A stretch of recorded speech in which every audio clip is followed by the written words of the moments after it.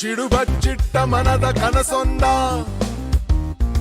ಹಿಂದೆ ಸಮಯ ಮುಂದೆ ಇಡಲು ನಮ್ಮ ಹೆಜ್ಜೆಯ ನಿನ್ನ ಸಾಹಸ ರಥಕ್ಕೆ ಸಾರಥಿಯಾಗಿ ಮುನ್ನಡೆಸಿದೆ. ನಿನ್ನ ಬಾನಂಗಳ ಕೆಳಗೊಯ್ಯುವ ರೆಕ್ಕೆಯಾಗಿ ಕೂಡಿದೆ. Bengaluru voice, Bengaluru voice, Bengaluru voice. Listen to your heart.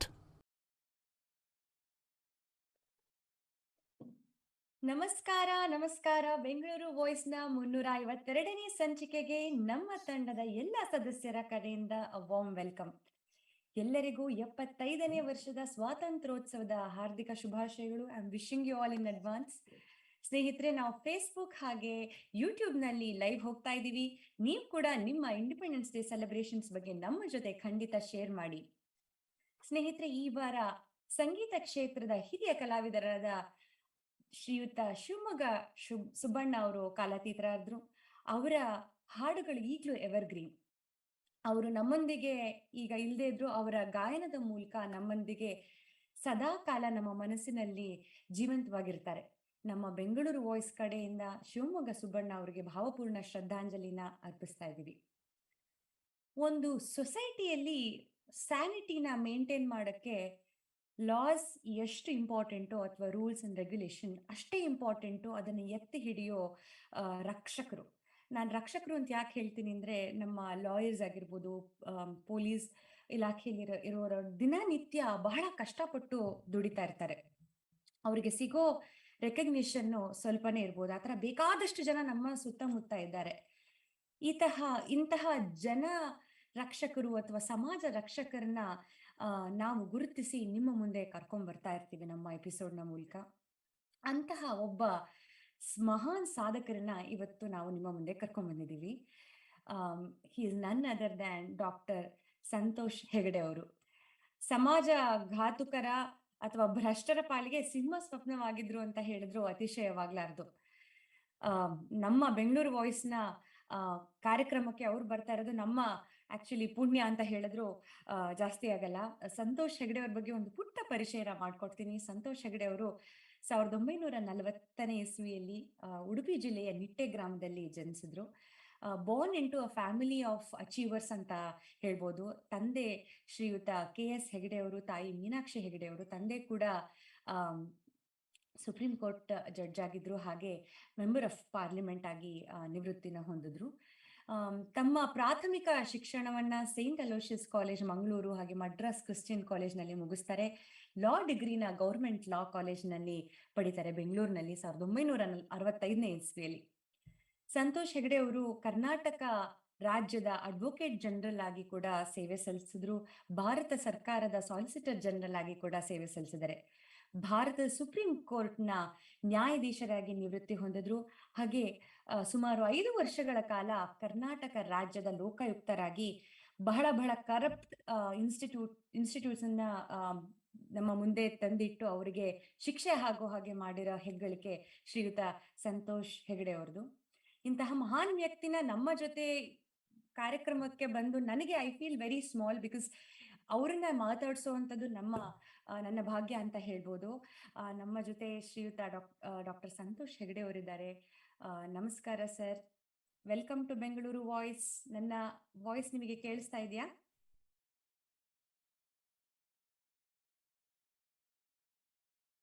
Santosh Hegde ಅವರೇ, ಕೇಳಿಸ್ತಾ ಇದೆಯಾ ನನ್ನ ವಾಯ್ಸ್? ಸ್ನೇಹಿತರೆ, ಸ್ವಲ್ಪ ತಾಂತ್ರಿಕ ದೋಷ ಆಗಿದೆ. We will continue the conversation. ನಾನು ಆಗ್ಲೇ ಹೇಳಿದ ಹಾಗೆ when I was in high school, ಅವಾಗ ಲೋಕಾಯುಕ್ತ ಅಂತ ಹೇಳಿ ಬಂದಿದ್ದು ಕರ್ನಾಟಕ ಸರ್ಕಾರದಲ್ಲಿ ನೇಮಕಗೊಂಡಿದ್ರು ಶ್ರೀಯುತ ವೆಂಕಟಾಚಲ ಅವರು. ನಂತರ ಸಂತೋಷ್ ಹೆಗಡೆ ಅವರು. ಅವಾಗ ನಮ್ಗೆಲ್ಲ new what is this Lokayukta, ಏನಿದು ಅಂತ. But every day news paper ತೆಗೆದು ನೋಡ್ತಾ ಇದ್ರೆ ಒಂದಲ್ಲ ಒಂದು ಕರಪ್ಟ್ ಮಿನಿಸ್ಟರ್ ಆಗಿರ್ಬೋದು, ಕರಪ್ಟ್ ಕಾರ್ಪೊರೇಟರ್ ಆಗಿರ್ಬೋದು, ಅವ್ರದ್ದೆಲ್ಲ ವಿಚಾರಗಳು ನಮ್ಮ ಮುಂದೆ ಬರ್ತಾ ಇದ್ವು. ಓ ಮೈ ಗಾಡ್, ಇಷ್ಟು ಕಷ್ಟ ಇತ್ತಾ, ಇಷ್ಟು ಕರಪ್ಟೆಡ್ ಆಗಿತ್ತಾ ನಮ್ಮ ಸಿಸ್ಟಮ್ ಅಂತ ನಮ್ಗೆ ಅವಾಗ ಅನ್ಸ್ತಾ ಇತ್ತು. ಏನಪ್ಪ, ಗೌರ್ಮೆಂಟ್ ಕೆಲ್ಸಕ್ಕೆ ಹೋಗೋದೇ ಬೇಡವಾ ಅನ್ನೋಷ್ಟು ಭಯ ಆಗ್ತಾ ಇತ್ತು. ಆದ್ರೆ ಸಂತೋಷ್ ಹೆಗಡೆ ಅವರು ತಮ್ಮ ಸ್ಟ್ರಿಕ್ಟ್ ರೂಲ್ಸ್, ಸ್ಟ್ರಿಕ್ಟ್ ಅಡ್ಮಿನಿಸ್ಟ್ರೇಷನ್ ಇಂದ ಎಷ್ಟು ಜನನ ಬಯಲಿಗೆ ಎಳೆದ್ರು ಅಂತ ಹೇಳಿದ್ರೆ ನಮ್ಗೆ ಅವಾಗ ಓಕೆ, ಸ್ವಲ್ಪ ಈ ತರ ಒಬ್ಬ ಲೋಕಾಯುಕ್ತ ಅಂತ ಒಬ್ರು ಬಂದ್ರೆ ಪ್ರಾಬಬ್ಲಿ ಕರಪ್ಷನ್ ಎಲ್ಲ ಕಮ್ಮಿ ಆಗಿ ನಾವು ಕೂಡ ಗೌರ್ಮೆಂಟ್ ಜಾಬ್ಸ್ ಕಡೆ ಹೋಗ್ಬೋದು, ನೋಡ್ಬೋದು, ಒಂದು ಸಿಸ್ಟಮ್ ಅಲ್ಲಿ ಒಂದು ಚೇಂಜ್ ನ ತರಕ್ಕೆ ನಮ್ಮಿಂದಾನೇ ಸ್ಟಾರ್ಟ್ ಆಗ್ಬೋದು ಅನ್ನೋ ಒಂದು ಕಾನ್ಫಿಡೆನ್ಸ್ ನ ಕೊಟ್ಟವರು ಶ್ರೀಯುತ ಸಂತೋಷ್ ಹೆಗ್ಡೆ ಅವರು ನಮ್ಮ ಜೊತೆ ಇದ್ದಾರೆ. ಸಂತೋಷ್ ಹೆಗ್ಡೆ ಅವರೇ, ವೆಲ್ಕಮ್ ಟು ಬೆಂಗಳೂರು ವಾಯ್ಸ್. ನಾನು ಮಾತಾಡೋದು ನಿಮಗೆ ಕೇಳಿಸ್ತಾ ಇದೆಯಾ? ಹೌದಮ್ಮ, ಕೇಳಿಸ್ತಾ ಇದೆ. Thank you. ನಿಮ್ಗೆ ಇವಾಗ ರಾತ್ರಿ ಎಷ್ಟು ಎನರ್ಜೆಟಿಕ್ ಆಗಿದ್ದೀರಾ? ಬೆಳಿಗ್ಗೆ ಎಲ್ಲ ನಿಮಗೆ ಬೇರೆ ಕಾರ್ಯಕ್ರಮಗಳಿತ್ತು, ಹೇಗ್ ನಡೀತಾ ಇದೆ ವೀಕೆಂಡ್? ಪರವಾಗಿಲ್ಲಮ್ಮ, ಈ ವಯಸ್ಸಲ್ಲಿ ಕಾರ್ಯಕ್ರಮ ಇದ್ರೆ ಉತ್ತಮ ಅಂತ ನಾನು ತಿಳ್ಕೊಂಡಿದ್ದೇನೆ. ಸ್ವಲ್ಪ ಜೀವನದಲ್ಲಿ ಆಸಕ್ತಿ ಬರ್ತದೆ, ಇಲ್ಲದ್ರೆ ಏನ್ ಮುದುಕನಾಗಿ ಇಲ್ಲೇ ಮೂಲೆಯಲ್ಲಿ ಬೀರ್ಬೇಕಲ್ಲ. ಇವಾಗ 83 ವರ್ಷ ಆಯ್ತು. ಇನ್ನು ಮುಂದಕ್ಕೆ ಹೋಗ್ತಾ ಇದೆ ಗಾಡಿ. ಗೊತ್ತೇ ಆಗೋದಿಲ್ಲ 83 ವರ್ಷ ಎಷ್ಟಾಗೆ. ತುಂಬಾ ಖುಷಿ ಆಗ್ತಿದೆ ನಿಮ್ಮ ಜೊತೆ ಮಾತಾಡ್ಲಿಕ್ಕೆ. Again thank you so much for agreeing to be part of this programme. ನಮ್ಮ ಕಾರ್ಯಕ್ರಮ, ಥ್ಯಾಂಕ್ ಯು. ಖಂಡಿತ. ನಮ್ಮ ಇವತ್ತಿನ ಕಾರ್ಯಕ್ರಮದ ಟಾಪಿಕ್ ಪ್ರೌಡ್ ಇಂಡಿಯನ್ ಅಂತ. ನಾವು 75ನೇ ವರ್ಷದ ಸ್ವಾತಂತ್ರ್ಯೋತ್ಸವನ ಆಚರಿಸ್ತಾ ಇದ್ದೀವಿ. ನೀವು ಹುಟ್ಟಿದ್ದು 1940ನೇ ಇಸ್ವಿಯಲ್ಲಿ, ಪ್ರೀ ಇಂಡಿಪೆಂಡೆನ್ಸ್. ನಿಮಗೇನಾದ್ರೂ ನೆನಪಿದ್ಯಾ ಬ್ರಿಟಿಷ್ ಇದ್ದಿದ್ದು ಅಥವಾ ಇಂಡಿಪೆಂಡೆನ್ಸ್ ಡೇ ಸೆಲೆಬ್ರೇಷನ್ ಆಗಿದ್ದು 1947 ಅಲ್ಲಿ? ಏನಾದ್ರೂ ನೆನಪಿದ್ಯಾ? ಸ್ವಾತಂತ್ರ್ಯ ಸಿಕ್ಕಿದ ದಿವಸ ನೆನಪಿತ್ತು. ಅವಾಗ ನನ್ಗೆ 7 ವರ್ಷ ವಯಸ್ಸು. ನನ್ನ ಪೋಷಕರು ನಮ್ಮ ಮಂಗಳೂರಲ್ಲಿ ಇದ್ವಿ ಅವಾಗ. ಸೆಂಟ್ರಲ್ ಮೈದಾನಲ್ಲಿ ಫ್ಲಾಗ್ ಹಾಯಿಸ್ಟಿಂಗ್ ನಡು ರಾತ್ರಿಗೆ ಇತ್ತು. ನಾವೆಲ್ಲ ಅಲ್ಲಿ ಹೋಗಿದ್ವಿ. ನನ್ನ ಅಣ್ಣ ಮತ್ತೆ ತಂಗಿಯರೆಲ್ಲ ಜೊತೆಯಲ್ಲಿ ಹೋಗಿದ್ವಿ ನಾವು ಅಲ್ಲಿಗೆ. ಇನ್ನೂ ನೆನಪಿದೆ ನನಗೆ. ಬಹಳ ಒಂದು ಸಂತಸದ ವಿಚಾರ ಆಗಿತ್ತು. ಯಾಕಂದ್ರೆ ನನ್ನ ಪೋಷಕರಲ್ಲೂ ಅಲ್ಲಿದ್ದಂತ ಜನರೆಲ್ಲ ಅಷ್ಟೊಂದು ಉತ್ಸಾಹ ಆಯ್ತು. ನಮ್ಗೆ ಸ್ವಾತಂತ್ರ್ಯ ಸಿಕ್ಕಿದೆ, ಈ ಸ್ವಾತಂತ್ರ್ಯವನ್ನ ನಮ್ಮ ಕಾಲದಲ್ಲಿ ಎಂದೂ ನಾವು ಇಷ್ಟರವರೆಗೆ ನೋಡಿಲ್ಲ ಅನ್ನೋ ಒಂದು ವಿಚಾರ ಎಲ್ಲರ ಮನಸ್ಸಲ್ಲೂ ಇತ್ತು. ಅದರಿಂದ ಬಹಳ ಹೆಮ್ಮೆಯ ದಿವಸ ಆಗಿತ್ತು ಅದು. ಆದ್ರೆ ನೆನಪು ಇನ್ನೂ ಇದೆ. 7 ವರ್ಷದ ನೆನಪು ಇದೆ ನನ್ನ ಹತ್ರ. ಅಲ್ಲಿ ಏನ್ ಭಾಷಣ ಮಾಡಿದ್ರು ಅಂತ ಕೇಳಿದ್ರೆ ನನಗೆ ಜವಾಬಿಲ್ಲ, ನನ್ನಲ್ಲಿ ಇಲ್ಲ. ಆದ್ರೆ ಬಹಳ ಹೆಮ್ಮೆಯ ವಿಚಾರ ಅಂತ ನಾನು ಇವತ್ತಿಗೂ ಅದನ್ನ ನಂಬ್ಕೊಂಡಿದ್ದೇನೆ. ಯಾಕಂದ್ರೆ ಸ್ವಾತಂತ್ರ್ಯ ಅಂದ್ರೆ ಅದು ಇಲ್ಲದೆ ಇರುವಾಗ ನಮ್ಗೆ ಗೊತ್ತಾಗ್ತಿದೆ ಅದು ಏನಂತ, ಅದರ ಮೌಲ್ಯ ಏನು, ಅದರ ಅರ್ಥ ಏನು ಅನ್ನೋದು ಇಲ್ಲದೆ ಇರುವಾಗ ಮಾತ್ರ ಗೊತ್ತಾಗ್ತದೆ. ಇವಾಗ ಇದೆ ನಮ್ಮ ಹತ್ರ 47ನೇ ವರ್ಷದ ಇದರಿಂದ 75 ವರ್ಷ ಸ್ವಾತಂತ್ರ್ಯ ಬಂದಾಯ್ತು. ಸುಮಾರು 73 ವರ್ಷ ಸಂವಿಧಾನ ಬಂದು ಪ್ರಜಾಪ್ರಭುತ್ವವನ್ನ ನಾವು ಹೊಂದಿದ್ದೇವೆ. ವಯಸ್ಸು ಕಾಲ ಹೋಗ್ತಾ ಇದೆ.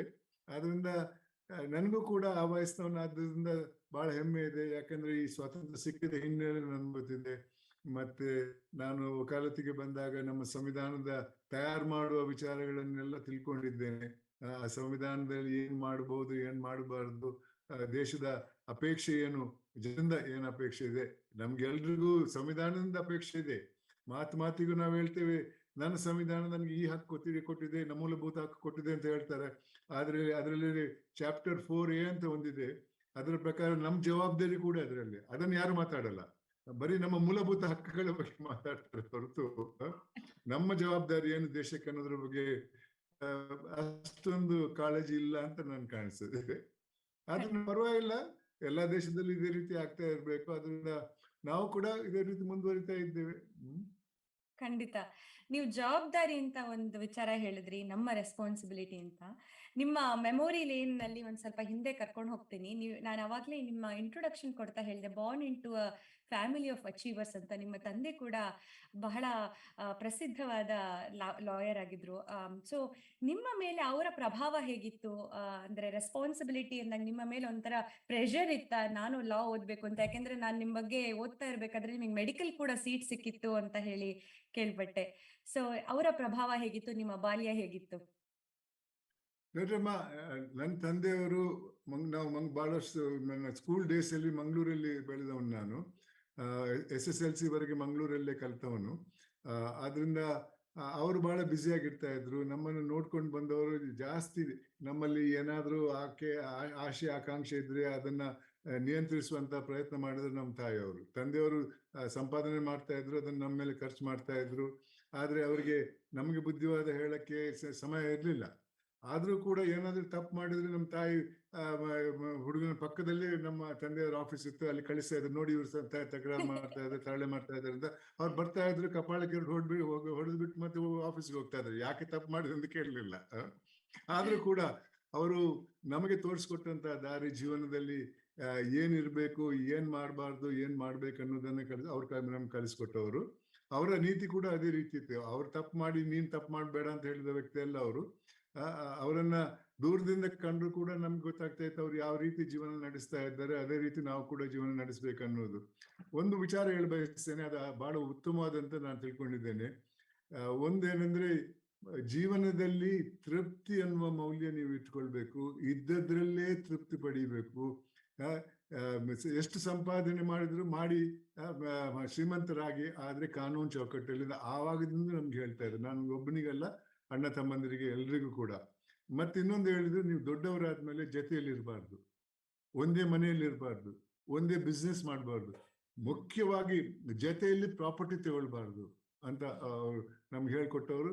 ನಾವು 5 ಜನ ಇದ್ರೇವು, ಇವಾಗ 6 ಜನ ಇದ್ವಿ, ಇವಾಗ 5 ಜನ ಇದ್ದೇವೆ. ಒಬ್ರಿಗೊಬ್ರ ಆರ್ಥಿಕ ಸಂಬಂಧ ಯಾವ್ದು ಇಲ್ಲಮ್ಮ. ರಕ್ತ ಸಂಬಂಧ ಬಹಳಷ್ಟು ಇದೆ, ಬಹಳ ಪ್ರೀತಿ ಎಲ್ಲ ಇದೆ, ಆದ್ರೆ ಆರ್ಥಿಕ ಸಂಬಂಧ ಒಬ್ರಿಗೊಬ್ರಿಗೆ ಇಲ್ಲ. ಅದರಿಂದ ನಮ್ಮೊಳಗೆ ಬಹಳ ಒಂದು ವಾತ್ಸಲ್ಯ, ಪ್ರೀತಿ ವಾತ್ಸಲ್ಯ ಇದೆ ನಮ್ಮಲ್ಲಿ. That is the biggest thing that can happen in our life. Wonderful, ತುಂಬಾ ಚೆನ್ನಾಗಿ ಹೇಳಿದ್ರಿ sir.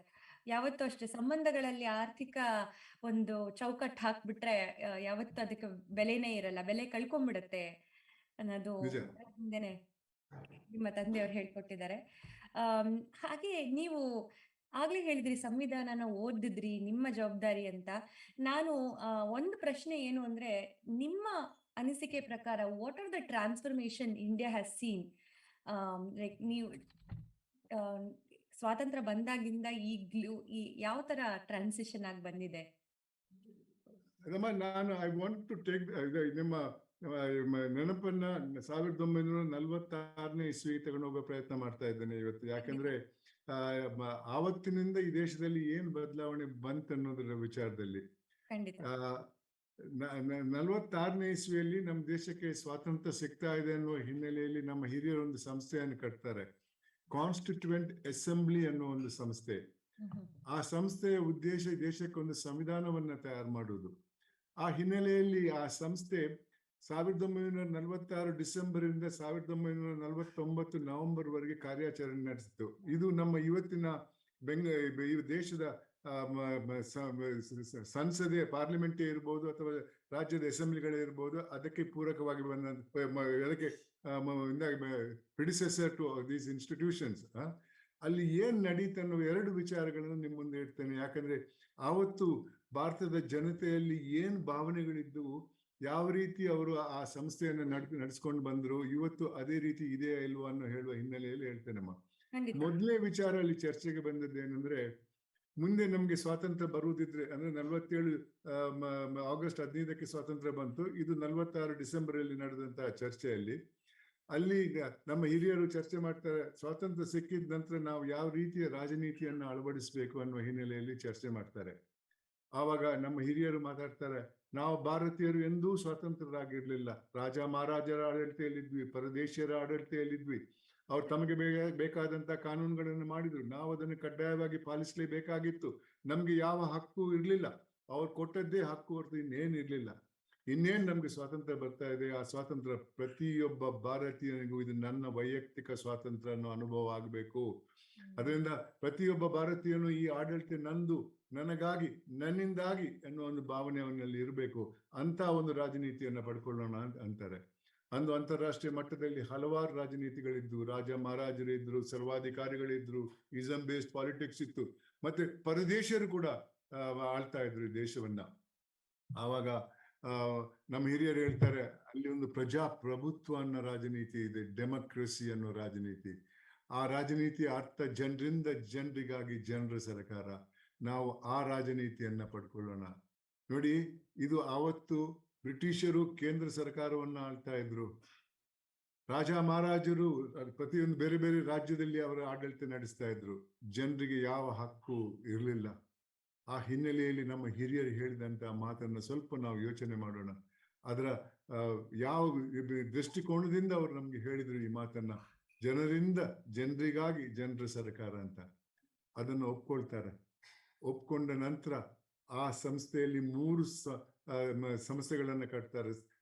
Legislature, that is the ಶಾಸಕಾಂಗ, ಕಾರ್ಯಾಂಗ ಎಕ್ಸಿಕ್ಯೂಟಿವ್, ಮತ್ತೆ ನ್ಯಾಯಾಂಗ ಜುಡಿಷಿಯರಿ ಅನ್ನೋ 3 ಸಂಸ್ಥೆಯನ್ನ ಕಟ್ತಾರೆ. ಅಲ್ಲಿ ಇನ್ನೊಂದು ವಿಚಾರ ಚರ್ಚೆಗೆ ಬರ್ತದೆ. ಮುಂದೆ ಶಾಸಕಾಂಗಕ್ಕೆ ಒಬ್ಬ ಸದಸ್ಯನಾಗಿ ಹೋಗಬೇಕಾದ್ರೆ ಆತನಿಗೆ ಏನಾದ್ರೂ ಒಂದು ವಿದ್ಯಾ ಅರ್ಹತೆ ಬೇಕನ್ನೋ ವಿಚಾರದಲ್ಲಿ ಚರ್ಚೆ ನಡೀತದೆ. ಬಹಳಷ್ಟು ವಿದ್ಯಾವಂತ ಸದಸ್ಯರಲ್ಲಿದ್ದವರು ಹೇಳ್ತಾರೆ, ಮುಂದೆ ಈ ಸಂಸ್ಥೆ ಇದರ ಪೂರಕವಾಗಿ ಬರುವಂತಹ ಸಂಸ್ಥೆಗಳು ಕಾನೂನು ಮಾಡುವವರು, ಅವರಿಗೆ ಕಾನೂನು ಅರ್ಥ ಇರಬೇಕು, ಅದರಿಂದ ಜನರಿಗೆ ಲಾಭ ಏನು ನಷ್ಟ ಏನು ಅನ್ನೋದ್ರ ಬಗ್ಗೆ ಅವ್ರಿಗೆ ಮಾಹಿತಿ ಇರಬೇಕು, ಅದಕ್ಕೆ ಸ್ವಲ್ಪ ವಿದ್ಯಾ ಅರ್ಹತೆ ಬೇಕಂತ ಹೇಳ್ತಾರೆ. ಇದೇನು ಅಲ್ಲಿದ್ದವರೆಲ್ಲ ಅದಕ್ಕೆ ಒಪ್ಪಿಗೆ ಕೊಡ್ತಾ ಇದ್ರಂತೆ. ಆವಾಗ ಒಬ್ಬ ಸದಸ್ಯ ನಿಂತು ಹೇಳ್ತಾನೆ, ಸ್ವಾಮಿ, ಇತ್ತೀಚೆಗೆ ನಾವು ಪ್ರಜಾಪ್ರಭುತ್ವವನ್ನು ರಾಜನೀತಿಯನ್ನ ಪಡ್ಕೊಂಡಿವಿ. ನೀವು ಹೇಳಿದ್ರಿ ಪ್ರಜಾಪ್ರಭುತ್ವದ ಅರ್ಥ ಜನರಿಂದ ಜನರಿಗಾಗಿ ಜನರ ಸರ್ಕಾರ ಅಂತ. ಇವತ್ತು ಸ್ವಾಮಿ, ಅಂದ್ರೆ 1946ರಲ್ಲಿ ಈ ದೇಶದ ಜನಸಂಖ್ಯೆ 40 ಕೋಟಿ. 40 ಕೋಟಿ ಜನಸಂಖ್ಯೆಯಲ್ಲಿ 80% ಜನರಿಗೆ ಯಾವ ವಿದ್ಯಾ ಅರ್ಹತೆಯೂ ಇಲ್ಲ ಸ್ವಾಮಿ. ಸ್ವಾಮಿ, ಪ್ರಜಾಪ್ರಭುತ್ವವನ್ನು 20% ವಿದ್ಯಾವಂತರಿಗೆ ಮೀಸಲಾಗಿರ್ತೀರಾ ಅನ್ನೊಂದು ಪ್ರಶ್ನೆ ಕೇಳ್ತಾನೆ. ಯಾರಿಂದಲೂ ಅದಕ್ಕೆ ಜವಾಬ್ ಕೊಡ್ಲಿಕ್ಕಾಗ್ಲಿಲ್ಲ. ಆವಾಗ ಒಬ್ಬ ಹಿರಿಯರು ನಿಂತು ಹೇಳ್ತಾರೆ, ನಾನ್ ತಪ್ಪು ಮಾಡಿದೆ. ಈ ವಿಚಾರವನ್ನ ಅವ್ರು ನೋಡಿದಂತ ದೃಷ್ಟಿಕೋನದಿಂದ ಇಲ್ಲ, ಅದರಿಂದ ನನ್ನಲ್ಲಿ ತಪ್ಪಾಯ್ತು, ನನ್ನನ್ನು ಕ್ಷಮಿಸಿ. ಅವ್ರು ಹೇಳಿದ ಮಾತು ನಿಜ. ಪ್ರಜಾಪ್ರಭುತ್ವವನ್ನ ಯಾವುದೇ ಒಂದು ಗುಂಪಿಗೆ ಮೀಸಲಾಗಿಡಕ್ಕಾಗಲ್ಲ ಅಂತಾರೆ. ಆ ಟರಾವ್ ಬಿದ್ದೋಗ್ತಿದಮ್ಮ. ನೋಡಿ ಎಂಥ ದೂರದೃಷ್ಟಿ ಇತ್ತು ಅವರಲ್ಲಿ. ಅವರಿಗಾಗಲ್ಲ, ಮುಂದಿನ ಪೀಳಿಗೆಗಾಗಿ, ಮುಂದಿನ ದೇಶದ ಜನತೆಗಾಗಿ ಅವ್ರು ಏನ್ ತಿಳ್ಕೊಂಡ್ರು ನೋಡಿ. ಪ್ರಜಾಪ್ರಭುತ್ವವನ್ನು ಒಪ್ಕೊಳ್ತಾರೆ. ಸರ್ವಾಧಿಕಾರ ಬೇಡ, ರಾಜ ಮಹಾರಾಜರ ಆಡಳಿತ ಬೇಡ, ಪರದೇಶಿಯರ ಆಡಳಿತ ಬೇಡ, ನಾವೇ ಆಡೋಣ. ಆದ್ರೆ ಇದನ್ನ ಎಲ್ಲರೂ ಸೇರಿ ಮಾಡಬೇಕು, ಒಂದು ಗುಂಪಿಗೆ ಸೀಮಿತವಾಗಿ ಇರಬಾರ್ದು ಅಂತ ಹೇಳ್ತಾರೆ. ಆ ದೂರದೃಷ್ಟಿ ಇವತ್ತು ಯಾವ ಆಡಳಿತೆಯಲ್ಲೂ ಇಲ್ಲಮ್ಮ. ನಾನು 5 ವರ್ಷ ಲೋಕಾಯುಕ್ತನಾಗಿ ಕೆಲಸ ಮಾಡಿ ಕಂಡಂತ ಅನ್ಯಾಯದ ಹಿನ್ನೆಲೆಯಲ್ಲಿ ನಾನು ಮಾತಾಡ್ತಾ ಇದ್ದೇನೆ. ನನಗೆ ಈ ದೇಶದ ಮೇಲೆ ಬಹಳಷ್ಟು ಅಭಿಮಾನ ಇದೆ, ಗೌರವ ಇದೆ. ನಾನು ಈ ಮಾತನ್ನ ಪರದೇಶಿಯರ ಜೊತೆ ಮಾತಾಡ್ತಾ ಇಲ್ಲ. ನನ್ನನ್ನು ಕರೆದಿದ್ರು, ನ್ಯೂಯಾರ್ಕ್ ಸಿಟಿಯಲ್ಲಿ ಮೇಯರ್ ಕರೆದಿದ್ರು ನನ್ನಲ್ಲಿ ಬಂದು ಮಾತಾಡಿ ಅಂತ. ಇಲ್ಲ, ನಾನು ಬರಲ್ಲ ಅಂತ ಹೇಳಿದೆ. ಅಮೆರಿಕಾಗೆ ಬಂದಿದ್ದೇನೆ ಹಿಂದೆ ಕೂಡ. ನನ್ನ ಒಬ್ಬ ಅಣ್ಣ ಒಬ್ಬ ತಂಗಿಯಲ್ಲಿದ್ದಾರೆ. ಅದು ಬಿಟ್ಟು ನನ್ನ ಹೆಂಡತಿಯ ಅಣ್ಣನ ಮಗ ಇದ್ದಾನೆ, ಅವನು ನನಗೆ ಮಗ ಇದ್ದಂಗೆ. ಯಾಕಂದ್ರೆ ನನಗೆ ಮಕ್ಕಳಿಲ್ಲ. ಅವನ ಜೊತೆ ನಾನು ಪ್ರತಿ ವರ್ಷ ಬರ್ತಾ ಇದ್ದೆ. ಆದ್ರೆ ಬಂದಾಗ ಆ ಊರಿನ ಜನರಿದ್ದಂತ ಸಭೆಯಲ್ಲಿ ಮಾತಾಡ್ತಾ ಇದ್ದೆ ಹೊರತು ಹೊರಗಿನವರಿದ್ದಲ್ಲಿ ಮಾತಾಡ್ತಾ ಇರ್ಲಿಲ್ಲ. ಆ ದೇಶ ಪ್ರೇಮ ನಮ್ಮೆಲ್ಲರಲ್ಲಿ ಇರಬೇಕು. ಆದ್ರೆ ಎಷ್ಟು ಜನರಲ್ಲಿ ಇವತ್ತಿದೆ ಅನ್ನೋದು ಒಂದು ಸಂಶಯದ ವಿಚಾರ ನನ್ನ ಅನಿಸಿಕೆಯಲ್ಲಿ. ಯಾಕೆ ನಾನು ಹೇಳ್ತಾ ಇದ್ದೇನಮ್ಮ ಇದು ಮಾತು? ನನ್ನ 5 ವರ್ಷದ ಲೋಕಾಯುಕ್ತದ ಅನುಭವದಲ್ಲಿ ಹೇಳ್ತಾ ಇದ್ದೇನೆ. ಇದು ವ್ಯಕ್ತಿಗಳ ತಪ್ಪಲ್ಲ, ಇದು ಸಮಾಜದ ತಪ್ಪು. ನಾನು ಚಿಕ್ಕವನಾಗಿದ್ದಾಗ ಅಂತ ಸಮಾಜದಲ್ಲಿದ್ದೆ.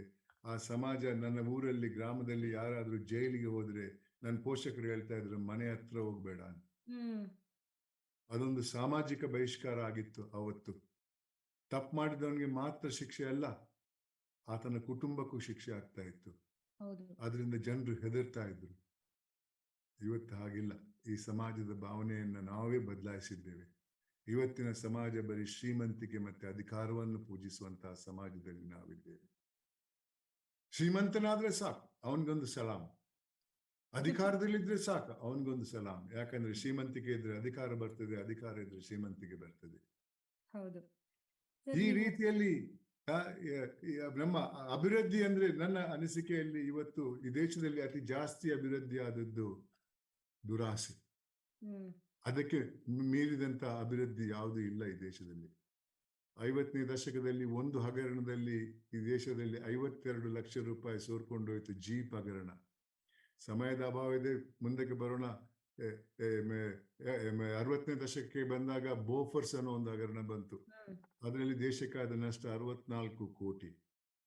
ತದನಂತರ 80ನೇ ದಶಕಕ್ಕೆ ಬಂದಾಗ ಒಂದು ಕಾಮನ್ವೆಲ್ತ್ ಗೇಮ್ಸ್ ಅನ್ನೋ ಹಗರಣ ಬಯಲಿಗೆ ಬಂತು. ಅದರಲ್ಲಿ ದೇಶಕ್ಕಾದ ನಷ್ಟ 70,000 ಕೋಟಿ ರೂಪಾಯಿ. 2010ರಲ್ಲಿ 2 ಹಗರಣಗಳು ಬಯಲಿಗೆ ಬಂದು ಕೋಲ್ಗೇಟ್ ಕಲ್ಲಿದ್ದಲ್ ಹಗರಣ, ಅದರಲ್ಲಿ ದೇಶಕ್ಕಾದ ನಷ್ಟ 1,70,000 ಕೋಟಿ ರೂಪಾಯಿ. ಅದೇ ವರ್ಷ 2G ಹಗರಣ ಬಯಲಿಗೆ ಬಂತು, ಅದರಲ್ಲಿ ದೇಶಕ್ಕಾದ ನಷ್ಟ 1,86,000 ಕೋಟಿ ರೂಪಾಯಿ. ಇವಾಗ ಆ ಹಗರಣದಲ್ಲಿ, ಇವತ್ತಿನ ಹಗರಣದಲ್ಲಿ ಲೆಕ್ಕ ಹಾಕಿದ್ರೆ 2 ಲಕ್ಷ 2.5 ಲಕ್ಷ ಆಗ್ತಾ ಇದೆ ಅಮ್ಮ. ಯಾವ ರೀತಿಯಲ್ಲಿ ಅಭಿವೃದ್ಧಿ ಆಗಕ್ಕೆ ಸಾಧ್ಯವಿದೆ? ಇದಕ್ಕೆ ಕಾರಣ ಏನು? ನಮ್ಮ ಹಿರಿಯರು ಕಟ್ಟಿದಂತ ಎಲ್ಲಾ ಸಾಮಾಜಿಕ ಮೌಲ್ಯಗಳ ಕುಸಿತವನ್ನು ನಾನು ಕಾಣ್ತಾ ಇದ್ದೇನೆ. ಖಂಡಿತ ಸರ್. ನೀವು ಒಂದು ಅದರಲ್ಲಿ ನಾನು ಅಮೆರಿಕಾಗ್ ಬಂದ್ರು, ನಾನು ಯಾವ ನ್ಯೂಯಾರ್ಕ್ ಅಲ್ಲೆಲ್ಲ ಕರೆದ್ರು ನಾನು ಹೋಗ್ಲಿಲ್ಲ ಅಂತ, ಮತ್ತೆ ನಮ್ಮ ದೇಶದ ಬಗ್ಗೆ ಬಹಳ ಪ್ರೀತಿ ಇದೆ ಅಂತ ಕೂಡ ಹೇಳಿದ್ರಿ. ನಮ್ಗೆ V are so proud that ನೀವು ನಮ್ಮ ಕಾರ್ಯಕ್ರಮಕ್ಕೆ ಬಂದ್ರಿ, ಹಾಗೆ ನಮ್ಮ ಬೆಂಗಳೂರು ಕರ್ನಾಟಕದವರು ಅಂತ ಹೇಳಿ ತುಂಬಾ ಹೆಮ್ಮೆ ಆಗ್ತಿದೆ. ಒಂದು ಪಾಯಿಂಟ್ ನೀವು ಹೇಳಿದ್ರಿ, ಹಿಂದೆ ಸಂವಿಧಾನ ರಚನೆ ಆಗ್ಬೇಕಾದ್ರೆ ಎಷ್ಟು ಮುಂದಾಲೋಚನೆ ಮಾಡಿ ಜನಕ್ಕೋಸ್ಕರ, ಸಮಾಜಕ್ಕೋಸ್ಕರ ಅಂತ ನಮ್ಮ ಹಿರಿಯರು ಮಾಡಿದ್ರು ಅಂತ. ಈಗ ಫ್ರೀಡಮ್ ಆಫ್ ಸ್ಪೀಚ್ ಅನ್ನೋದು ಒಂದು ಫ್ಯಾಷನ್ ಆಗೋಗಿದೆ. ಹಾಗೆ ನಮ್ಮ ಒಂದು ಯುವ ಜನಾಂಗದಲ್ಲಿ ದೇಶ ಪ್ರೇಮ ಇಟ್ಕೊಂಡಿದ್ದಾರೆ ಅಂದ್ರೆ ಒಂಥರ ಕೀಳಾಗಿ ನೋಡ್ತಾರೆ. ನೀವೆಲ್ಲ ಎಷ್ಟು ಪ್ರೌಡ್ ಆಗಿ ಹೇಳ್ಕೊತಿದ್ದಾರೆ, I am very proud Indian ಅಂತ. ಬಟ್ ಈಗ ಒಂಥರ ಜನಗಳಿಗೆ ನಮ್ಮ ದೇಶ ಒಂಥರ ಗ್ಲೋಬಲ್ ಸಿಟಿಸನ್ ಅಂತ ಹೇಳ್ತಾರಲ್ಲ, ಅದ್ರ ಕಾನ್ಸೆಪ್ಟ್ ಬರ್ತಾ ಇದೆ. ಆದ್ರೆ ನಮ್ಮ ದೇಶ, ನಮ್ಮ ಜನ ಅನ್ನೋದ್ರ ಬಗ್ಗೆ ಇದು ಒಂಥರ ಜನಕ್ಕೆ ಅಭಿಮಾನನೇ ಹೋಗ್ತಾ ಇದೆ ಯೂತ್ಗೆ. ಅದ್ರ ಬಗ್ಗೆ ನಿಮ್ಮ ಅಭಿಪ್ರಾಯ ಏನು? ಖಂಡಿತವಾಗಿ ಅಮ್ಮ, ಇದು ಯಾಕೆ ಹೇಳಿದೆ ಅಂದ್ರೆ, ಇವತ್ತಿನ ಸಮಾಜ, ಇವತ್ತಿನ ಜನತೆ ಆ ಸಮಾಜ ಏನ್ ಬೇಕಂತ ತಿಳ್ಕೊಳ್ತದೆ ಅದನ್ನು ಮಾತ್ರ ಅಚೀವ್ ಮಾಡಕ್ಕೆ ಪ್ರಯತ್ನ ಮಾಡ್ತಾ ಇದೆ. ಒಂದು ಶ್ರೀಮಂತಿಗೆ, ವೆಲ್ತ್, ಇನ್ನೊಂದು ಅಧಿಕಾರ. ಈ ಎರಡಕ್ಕೆ ಮಾತ್ರ ಗೌರವ ಕೊಡ್ತದೆ. ಪ್ರಾಮಾಣಿಕನ ಬಗ್ಗೆ, ನನ್ನ ಬಗ್ಗೆ ಹೇಳ್ತಾ ಇದ್ರು, ಅವನು ಹುಚ್ಚಾರಿ, ಅವನು ತಿನ್ನಲ್ಲ, ಇನ್ನೊಬ್ಬನಿಗೂ ತಿನ್ನಕ್ ಬಿಡಲ್ಲ ಅಂತ. This is the definition of honesty in today's context. ಇದು ಬರೀ ನಮ್ಮ ದೇಶಕ್ಕೆ ಮಾತ್ರ ಸೀಮಿತವಾದದ್ದಲ್ಲ, ಎಲ್ಲಾ ದೇಶಗಳಲ್ಲೂ ಇಂಥ ನ್ಯೂನತೆಗಳಿವೆ. ಆದ್ರೆ ನಮ್ಮ ದೇಶದಲ್ಲಿ ಜನಸಂಖ್ಯೆ ಜಾಸ್ತಿ ಇದೆ, ಆಡಳಿತೆಯಲ್ಲಿ ಆಗುವಂತ ಅನ್ಯಾಯಗಳು ಅದೇ ಮಟ್ಟದಲ್ಲಿದೆ. ಅದರಿಂದಾಗಿ ನನ್ನ ಅನುಭವದಿಂದ ನಾನು ಹೇಳ್ತಾ ಇದ್ದೇನೆ ಇದನ್ನ. ನಮ್ಮ ಬದಲಾವಣೆ ತರಬೇಕು, ಬದಲಾವಣೆ ಬಂದೇ ಬರ್ತದೆ. ಆದ್ರೆ ಯಾವ ರೀತಿ ಬದಲಾವಣೆ ಬರ್ತದೆ ಅನ್ನೋದು ಕೂಡ ಒಂದು ಬಹಳ ಗಂಭೀರವಾದ ವಿಚಾರ. ಯಾಕಂದ್ರೆ ನಮ್ಮ ದೇಶದಲ್ಲಿ ಒಂದೇ ಭಾಷೆ ಇಲ್ಲ, ನಿಮ್ಮ ದೇಶದಂಗೆ ಒಂದೇ ಧರ್ಮ ಇಲ್ಲ. ಈ ಧರ್ಮವನ್ನು ದುರ್ಬಳಕೆ ಮಾಡಿಕೊಂಡು, ಈ ಭಾಷೆಯನ್ನು ದುರ್ಬಳಕೆ ಮಾಡಿಕೊಂಡು ಈ ದೇಶವನ್ನ ಛಿದ್ರ ಮಾಡೋ ಪ್ರಯತ್ನಗಳು ಆಗ್ತಾ ಇದೆ. ಅದರಿಂದ ಈ ಹಿನ್ನೆಲೆಯಲ್ಲಿ ನಾನು ಹೇಳ್ತಾ ಇದ್ದೇನೆ, ಎಲ್ಲಿದೆ ಇದು ದೇಶ ಪ್ರೇಮ? ಬಹಳಷ್ಟು ಜನರಲ್ಲಿದೆ, ಆದ್ರೆ ಅವ್ರಿಗೆ ಮಾತಾಡಕ್ಕೆ ಧೈರ್ಯ ಇಲ್ಲ. ಆಡಳಿತ ಇರುವವರು ಆಡಳಿತಕ್ಕೆ ಹೋಗುವುದು ಯಾಕೆ? ಬರೀ ಸ್ವಂತ ಲಾಭಕ್ಕಾಗಿ. ಅಲ್ಲಿ ನಮ್ಮ ಪಾರ್ಲಿಮೆಂಟೇ ಆಗ್ಲಿ, ರಾಜ್ಯದ ಸದನಗಳೇ ಆಗ್ಲಿ ಮಾಡುವಂತ ಕೆಲಸಗಳನ್ನ ನೀವು ಸ್ವಲ್ಪ ವಿಚಾರದ ಬಗ್ಗೆ ತಿಳ್ಕೊಂಡಿದ್ರೆ ನಿಮ್ಗೆ ಗೊತ್ತಾಗ್ತದೆ. ಎಷ್ಟು ದಿವಸ ಅವ್ರು ಪಾರ್ಲಿಮೆಂಟ್ ಅಲ್ಲಿ ಕೆಲಸ ಮಾಡ್ತಾರೆ, ಎಷ್ಟು ದಿವಸ ವಾಕ್ಔಟ್ ಮಾಡ್ತಾರೆ, ಎಷ್ಟು ದಿವಸ ಪ್ರೊಟೆಸ್ಟ್ ಮಾಡ್ತಾರೆ, ಎಷ್ಟು ಕಾನೂನುಗಳನ್ನ ಚರ್ಚೆ ಮಾಡಿ ಜಾರಿಗೆ ತರ್ತಾರೆ. ಇದನ್ನೆಲ್ಲ ನೋಡಿ. ಅದೇ ಯಾಕೆ? ಇದು ದೇಶದ ತಪ್ಪಲ್ಲ, ಇದು ಈ ದೇಶದಲ್ಲಿರುವಂತಹ ಸಮಾಜದ ತಪ್ಪು. ಆ ಸಮಾಜ ಇವತ್ತು ನಾನು ಹೇಳಿದಂಗೆ ಬರೀ ಶ್ರೀಮಂತಿಗೆ ಮತ್ತೆ ಅಧಿಕಾರಕ್ಕೆ ಗೌರವ ಕೊಡುವಂತಹ ಸಮಾಜ. ಅದನ್ನ ಬದಲಾಯಿಸಬೇಕು. ಆ ಪ್ರಯತ್ನ ನಾನು ಮಾಡ್ತಾ ಇದ್ದೇನೆ. 1,600ಕ್ಕೂ ಜಾಸ್ತಿ ಶಾಲಾ ಕಾಲೇಜಿಗೆ ಹೋಗಿದ್ದೇನೆ, ಮಕ್ಕಳ ಜೊತೆ ಚರ್ಚೆ ಮಾಡಿದ್ದೇನೆ. ನಾನು ನಿಮಗೆ ಹೇಳಿದಂತಹ ಮಾತನ್ನಲ್ಲಿ ಹೇಳ್ತಾ ಇರ್ತೇನೆ, ಅವ್ರ ಜೊತೆ ಅವರ ವಿಚಾರವನ್ನ ತಿಳ್ಕೊಳ್ಳುವಂತ ಪ್ರಯತ್ನ ಮಾಡ್ತಾ ಇದ್ದೇನೆ. ಹೌದು, ಬದಲಾವಣೆ ಸುಲಭವಾಗಿ ಬರಲ್ಲ, ಆದ್ರೆ ನಾನು ತಿಳ್ಕೊಂಡಿದ್ದೇನೆ ಪ್ರಯತ್ನ ಮಾಡುವುದು ನನ್ನ ಕರ್ತವ್ಯ. ಯಾಕಂದ್ರೆ ಆ ಹುದ್ದೆಯಲ್ಲಿದ್ದು ಅನುಭವದಿಂದ ಮಾತಾಡುವ ಶಕ್ತಿ ನನ್ನಲ್ಲಿದೆ. ಪ್ರತಿಫಲಕ್ಕೆ ನಾನು ಕಾಯೋದಿಲ್ಲ. ನನಗೆ ಹೇಳಿದಲ್ಲಿ 82 ಮುಗಿಯಿತು, 83ನೇ ವರ್ಷದಲ್ಲಿ ಇದ್ದೇನೆ. ನಾನು ಹೋಗೋಕೆ ರೆಡಿಯಾಗಿದ್ದೇನೆ. ಆದ್ರೆ ನನ್ನ ಪ್ರಯತ್ನ ನಾನು ಮಾಡ್ಬೇಕಂತ. ಆ ಹಿನ್ನೆಲೆಯಲ್ಲಿ ನಾನು ಇವತ್ತಿನ ವಾಸ್ತವಿಕ ಸ್ಥಿತಿಯನ್ನ ಸ್ಯಾನ್ ಫ್ರಾನ್ಸಿಸ್ಕೋದ ಕನ್ನಡಿಗರಲ್ಲಿ ಹಂಚ್ಕೊಳ್ತಾ ಇದ್ದೇನೆ, ಹೊರತು ಅಮೆರಿಕನ್ಸ್ ಅಲ್ಲಿ ಅದನ್ನ ಅಮೆರಿಕನ್ ನೀವು ಸಿಟಿಸನ್ ಆಗಿರ್ಬೋದು, I am not sharing it with anybody other than some Indian who has some love for and affection for India, not with anybody else. Sir, ನಮ್ಮ ದೇಶದಿಂದ ದೂರ ಇದ್ರು ಇಲ್ಲೂ ಕೂಡ ನಮ್ಮ ದೇಶದ ಬಗ್ಗೆ, ನಮ್ಮ ದೇಶದ ಸೊಗಡನ್ನು ಇಲ್ಲೂ ನಾವು ಮೇಂಟೈನ್ ಮಾಡ್ಕೊಂಡು ಬಂದಿದೀವಿ. ನಮ್ಮ ಕಾರ್ಯಕ್ರಮಗಳ ಮುಖಾಂತರ ಆಗಿರ್ಬೋದು, ನಮ್ಮ ಸರ್ಕಲ್ ಅಲ್ಲೇ ನಾವು ಎಷ್ಟು ನಮ್ಮಲ್ಲಿ ಕನ್ನಡ ಶಾಲೆ ಇದೆ, ಇಲ್ಲಿ ಕನ್ನಡ ಕಲಿಯಂತ. ಸೊ ನಾವು ನಮ್ಮ ಸಂಸ್ಕೃತಿನ ಇಲ್ಲೂ ಕೂಡ ಬೆಳೆಸ್ತಾ ಇದೀವಿ. ಆದ್ರೂ ದೂರ ಇರೋದ್ರಿಂದ ನಮ್ಗೆ ಎಳಿತಾ ಇರತ್ತೆ ಯಾವಾಗ್ಲೂ. ಪ್ರತಿ ಸತಿ ಇಂಡಿಯಾಗ್ ಹೋಗ್ ಬಂದ್ಮೇಲೆ ಅಯ್ಯೋ ಅಲ್ಲೇ ಮೂವ್ ಆಗ್ಬಿಡೋಣಪ್ಪ ಅಂತ ಅನ್ಸ್ತಾ ಇರತ್ತೆ. ಖಂಡಿತ. ಇನ್ನೊಂದು ಪ್ರಶ್ನೆ, ನೀವ್ ಹೇಳಿದ್ರಿ ಚೇಂಜ್ ನಮ್ಮಿಂದ ಬರ್ಬೇಕು. ಸಮಾಜ ಒಬ್ಬೊಬ್ರು ಚೇಂಜ್ ಆದ್ರೆ ಅಂತ ಎಷ್ಟು ಲೇಟ್ ಆಗತ್ತಲ್ಲ ಸರ್? ನಾನು ಯಾಕೆ ಹೇಳ್ತೀನಿ ಅಂದ್ರೆ, ಒಂದು ಇನ್ಸಿಡೆಂಟ್ ಏನಂದ್ರೆ, ಇವಾಗ ಇಂಜಿನಿಯರಿಂಗ್ ಕಾಲೇಜ್ ಮುಗಿಸ್ಬಿಟ್ಟು ಯಾರೋ ಒಬ್ಬ ನಾನು ಚೇಂಜ್ ತರಬೇಕು, ನಾನು ಸಿಸ್ಟಮ್ಗೆ ಹೋಗಿ ನನ್ನಿಂದನೇ ಚೇಂಜ್ ಸ್ಟಾರ್ಟ್ ಆಗ್ಲಿ ಅಂತ ಕೆಲವ್ರು ಹೋಗ್ತಾರೆ ಈಗ ಯಂಗ್ ಪೀಪಲ್. ಅವಾಗ ಅಲ್ಲಿರೋ ಕರಪ್ಷನ್ ಇದನ್ನ ನೋಡಿ ಅದೇ ನೀವ್ ಹೇಳ್ದಾಗೆ ತಾನು ತಿನ್ನಲ್ಲ ಬೇರೆಯವ್ರಿಗೂ ತಿನ್ನಕ್ ಬಿಡಲ್ಲ, ತುಂಬಾ ಮೆಂಟಲ್ ಪ್ರೆಷರ್ ಆಗಿ ಕೆಲವರೆಲ್ಲ ಬಿಟ್ಟು ಅದಕ್ಕೆ IT BT ಕಡೆ ಮುಖ ಹಾಕ್ತಾ ಇದ್ದಾರೆ. ಕಮ್ಮಿ ಆಗ್ತಾ ಇದೆಯಾ ನಿಮ್ಮ ಪ್ರಕಾರ ಯಂಗ್ಸ್ಟರ್ಸ್ ಗೌರ್ಮೆಂಟ್ ಇನ್ಸ್ಟಿಟ್ಯೂಷನ್ಗೆಲ್ಲ ಸೇರ್ಕೊಂಡು ಅಲ್ಲಿ ಕೆಲಸ ಮಾಡಿ ಚೇಂಜಸ್ ತರೋದಕ್ಕೆ ಅಂತ ನಿಮ್ಮ ಅಭಿಪ್ರಾಯ ಏನು ಅದ್ರ ಬಗ್ಗೆ? ನಮ್ಮ ಬದಲಾವಣೆಗೆ ಬಹಳಷ್ಟು ಪ್ರಯತ್ನ ನಡೀತಾ ಇದೆ, ಆದ್ರೆ ಆಗಬೇಕಾದಂತ ಮಟ್ಟದಲ್ಲಿ ಆಗ್ತಾ ಇಲ್ಲ. ಆದ್ರೂ ಕೆಳಮಟ್ಟದಲ್ಲಿ ಇದ್ರೂ ಕೂಡ ಆ ಒಂದು it gives us hope to people like me. ಒಂದ್ ದಿವಸ ಬದಲಾವಣೆ ಬಂದೇ ಬರ್ತದೆ ಅಂತ. ಆದ್ರೆ ಆ ಬದಲಾವಣೆಯನ್ನ ಶಾಂತಿಯುತವಾಗಿ ತರುವಂತ ಪ್ರಯತ್ನ ಮಾಡ್ಬೇಕನ್ನೋದು ನನ್ನ ಪ್ರಯತ್ನ. ಅದಕ್ಕಾಗಿ ನಾನು ಯುವಕರಲ್ಲಿ ಹೇಳ್ತಾ ಇದ್ದೀನಿ, ಮೊದಲಾಗಿ ನೀವು ಬದಲಾಗಿ, ನಿಮ್ ಮಕ್ಕಳನ್ನ ಬದಲಾಯಿಸಿ. ಆವಾಗ ಅವ್ರ ಮುಂದೆ ಅದನ್ನೇ ಪ್ರಾಕ್ಟೀಸ್ ಮಾಡ್ತಾ ಹೋದ್ರೆ ಈ ದೇಶದ ಬದಲಾವಣೆ ಆಗ್ತದೆ. ಸಮಯ ಹೋಗ್ಬೋದು, ಪರವಾಗಿಲ್ಲ, ಪ್ರಯತ್ನ ಮಾಡೋಣ ಅಂತ. ಇನ್ನೊಂದು ನ್ಯೂನ್ಯತೆಯನ್ನು ನಾನು ನಿಮ್ಮ ಮುಂದೆ ಹೇಳ ಬಯಸ್ತೇನೆ. ನಾನು ಚಿಕ್ಕವನಾಗಿದ್ದಾಗ ನನ್ನ ಪೋಷಕರು ನನ್ಗೆ ಹೇಳ್ತಾ ಇದ್ರು, ಇದು ಮಾಡು, ಇದು ಮಾಡಬೇಡ ಅಂತ. ತಪ್ಪು ಮಾಡಿದ್ರೆ ಏಟ್ ತಿಂದದ್ದು ನೆನಪಿದೆ. ಇವತ್ತು ಹ್ಯೂಮನ್ ರೈಟ್ಸ್ ಆರ್ಗನೈಸೇಷನ್ ಅವರ ಕಾರ್ಯಕ್ರಮದಿಂದ ಅಪ್ಪ ಮಕ್ಕಳಿಗೂ ಹೊಡಿಬಾರ್ದು. Corporal punishment is not allowed even in this country. ಆಯ್ತಲ್ಲ? ಆ ಮಕ್ಕಳಿಗೆ ಮೌಲ್ಯಗಳನ್ನ ಕಳಿಸ್ಕೊಡೋರು ಯಾರು? ನಾನ್ ಚಿಕ್ಕವನಾಗಿದ್ದಾಗ ನನ್ನ ತಂದೆ ತಾಯಿಗೆ ಹೇಳ್ಕೊಟ್ರು, ಅಜ್ಜಂದ್ರಿದ್ರು, ಅವರು ನಮ್ಮ ಪುರಾಣದಲ್ಲಿ ಏನಿದೆ ಅಂತ ಹೇಳ್ಕೊಡ್ತಾ ಇದ್ರು. ತದನಂತರ ಶಾಲೆಗೆ ಹೋದಾಗ ನೀತಿ ಪಾಠ ಅಂತ ಒಂದು ಸಬ್ಜೆಕ್ಟ್ ಇತ್ತು, ಮಾರಲ್ ಸೈನ್ಸ್. ಇವತ್ತು ಅದು ಯಾವುದಿಲ್ಲ. ಗಂಡ ಹೆಂಡತಿ ಬಹಳಷ್ಟು ಜನ ಇಬ್ರು ಕೆಲಸ ಮಾಡೋರು.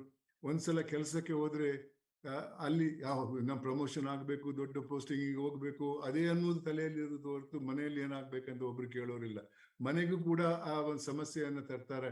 ಅದರಿಂದ ಮಕ್ಕಳ ಜೊತೆ ಸಂವಾದ ಮಾಡಕ್ಕೆ ಯಾರಿಗೂ ಸಮಯ ಇಲ್ಲ. ಅಜ್ಜಂದ್ರೆ ಎಲ್ಲ ವೃದ್ಧಾಶ್ರಮಕ್ಕೆ ಹೋಗಿದ್ದಾರೆ. ಈ ಹಿನ್ನೆಲೆಯಲ್ಲಿ ಮಕ್ಕಳಿಗೆ ಕಲಿಸ್ಕೊಡೋರು ಯಾರಮ್ಮ? ಇಂಟರ್ನೆಟ್, ಟಿವಿನ ಯಾರು ಕಲಿಸ್ಕೊಡುವವರು ಮೌಲ್ಯದ ಬಗ್ಗೆ?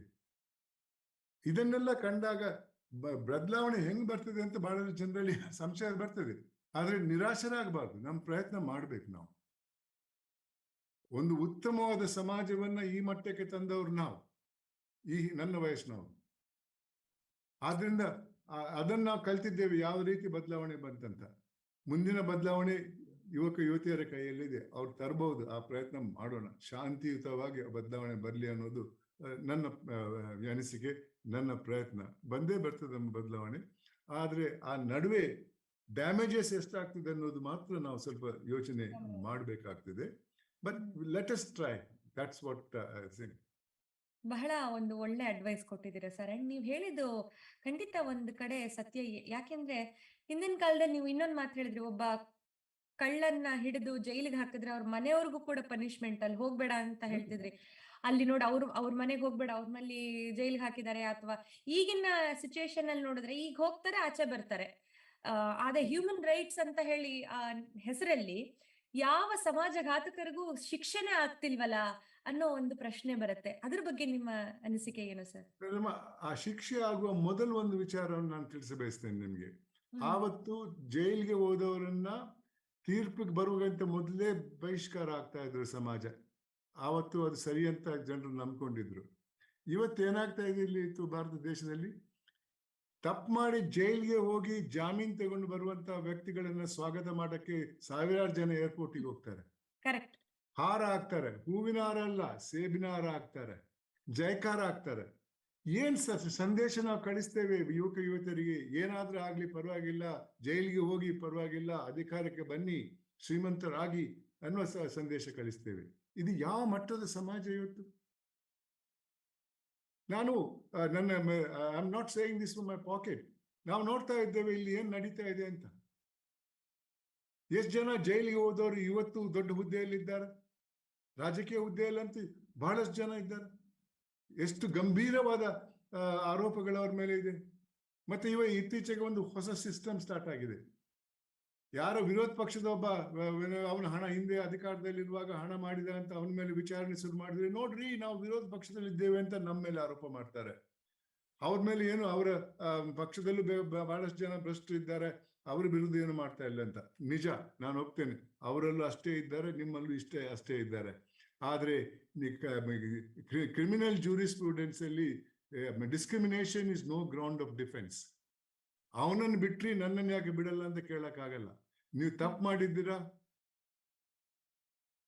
ಮಾಡಿದ್ರೆ ನಿಮ್ಗೆ ಶಿಕ್ಷೆ ಆಗ್ಲೇಬೇಕು. ಅವನಿಗೆ ಆಗ್ಲಿಲ್ಲ ಅನ್ನೋದು ಇದಲ್ಲ, ಅದು ಅವನಿಗೆ ಮಾಡೋದಿದ್ರು ತಪ್ಪದು, ಅದು ಬೇರೆ ವಿಚಾರ. So you have no defence by comparing yourself with some other criminal with the thing who is been acquitted. And another, I am honestly opening my heart to you people to understand what's happening. Another major problem is people in today's society, they're not afraid of conviction in the court. Correct. ಕೊನೆ ಹಂತಕ್ಕೆ ಅದು ಯಾವುದೇ case ಆಗ್ಲಿ, civil case ಆಗ್ಲಿ, criminal case ಆಗ್ಲಿ, ಕೊನೆ ಹಂತಕ್ಕೆ ಬಂದು ತೀರ್ಪು ಬರ್ಬೇಕಾದ್ರೆ 45ರಿಂದ 50 ವರ್ಷ ಬೇಕಮ್ಮ. Madam, I am not exaggerating. ಯಾರಿಗೆ ಹೆದರಿಕೆ ಇದೆ? ನಾನೊಂದು ನಮ್ಮ ಉದಾಹರಣೆಗೆ ಹೇಳ್ತಾ ಇರ್ತೇನೆ ಮಕ್ಕಳಿಗೆ. ನಮ್ಮ ಇವತ್ತಿನ ನ್ಯಾಯಾಂಗದ ಪದ್ಧತಿಯಲ್ಲಿ ಗಂಡ ಹೆಂಡತಿ ನಡುವೆ ಜಗಳ ಆದ್ರೆ ಗಂಡನಿಗೆ 25 ವರ್ಷ, ಹೆಂಡತಿಗೆ 20 ವರ್ಷ. ಡೈವರ್ಸ್ಗೊಬ್ರು ಕೋರ್ಟಿಗೆ ಹೋಗ್ತಾರೆ. ಡೈವರ್ಸ್ ಬರುವಾಗ ಗಂಡನಿಗೆ 85 ವರ್ಷ ಆಗ್ತದೆ, ಹೆಂಡತಿಗೆ 80 ವರ್ಷ ಆಗ್ತದೆ. ನ್ಯಾಚುರಲ್ ಜಸ್ಟಿಸ್ ಅಂತಾರೆ ಇದನ್ನ. ಇದು ವಾಸ್ತವಿಕವಾದ ಸ್ಥಿತಿ ಅಮ್ಮ. ಇದನ್ನು ಯಾವ ರೀತಿ ನಾವು ಬದಲಾಯಿಸೋದು? ನೀವು ಅಮೆರಿಕನ್ಸ್ ಅಂತ ನಾನು ಹೇಳಕ್ ಹೋಗಲ್ಲ, but I have quoted many a times even in the court proceedings when they call me, I mean rather functions in the court. I keep telling, you have provided wonderful access to justice in this country, but it is time now to provide exit from justice system anta. ಇವತ್ತು ನಮ್ಮೂರ್ ಕಡೆ ಒಂದು ಗಾದೆ ಇದೆ, ಕೋರ್ಟಿಗೆ ಹೋದವನು ಗೆದ್ರು ಸೋತವನು ಸತ್ತ ಅಂತ. There is no winner in that litigation, I mean that process. So we have to think holistically, every field ಏನಾಗ್ತಾ ಇದೆ ಅನ್ನೋದನ್ನ. ಐ ಕೀಪ್ ಟೆಲಿಂಗ್ ಮಕ್ಕಳಿಗೆ ಹೇಳ್ತಾ ಇರ್ತೇನೆ, ನಾನು ತೃಪ್ತಿ ಅನ್ನೋ ಗುಣ ನೀವು ಅಳವಡಿಸ್ಬೇಕಂತ ಹೇಳ್ತೇನೆ. ತೃಪ್ತಿ ಅಂದ್ರೆ ಇದ್ದದ್ರಲ್ಲೇ ಸಂತಸ ಪಡುವುದು. ಆ ಸಂತಸದಿಂದ ಬರುವಂತ ಮನಸ್ಸಮಾಧಾನ ಕೋಟ್ಯಾಂತರ ರೂಪಾಯಿ ಹಗರಣದಲ್ಲಿ ಮಾಡಿದ್ರೆ ಬರಲ್ಲ ಅಂತ ಅವ್ರಿಗೆ ನಾನು ತಿಳಿಸ್ತಾ ಇರ್ತೇನೆ. ತೃಪ್ತಿ ಆದ್ರೆ ತೃಪ್ತಿ ಅಂದ್ರೆ ಒಂದು ಹಂತಕ್ಕೆ ಡಿಗ್ರಿ ಬಂತು, ಒಂದು ಹುದ್ದೆ ಬಂತು, ಇನ್ನು ನಾನು ಸನ್ಯಾಸಿ ಆಗ್ತೇನೆ, ಹೆಗಡೆ ಅವ್ರು ಹೇಳಿದ್ರು ಇನ್ನೇನು ಮಾಡಕ್ ಹೋಗ್ಬಾರ್ದು ಅಂತ, ಅದಕ್ಕೆ ನಾನು ಸುಮ್ಗಿರ್ತೇನೆ. ಅದೆಲ್ಲ ನನ್ನ ಡೆಫಿನಿಷನ್ ಆಫ್ ಕಂಟೆಂಟ್ಮೆಂಟ್.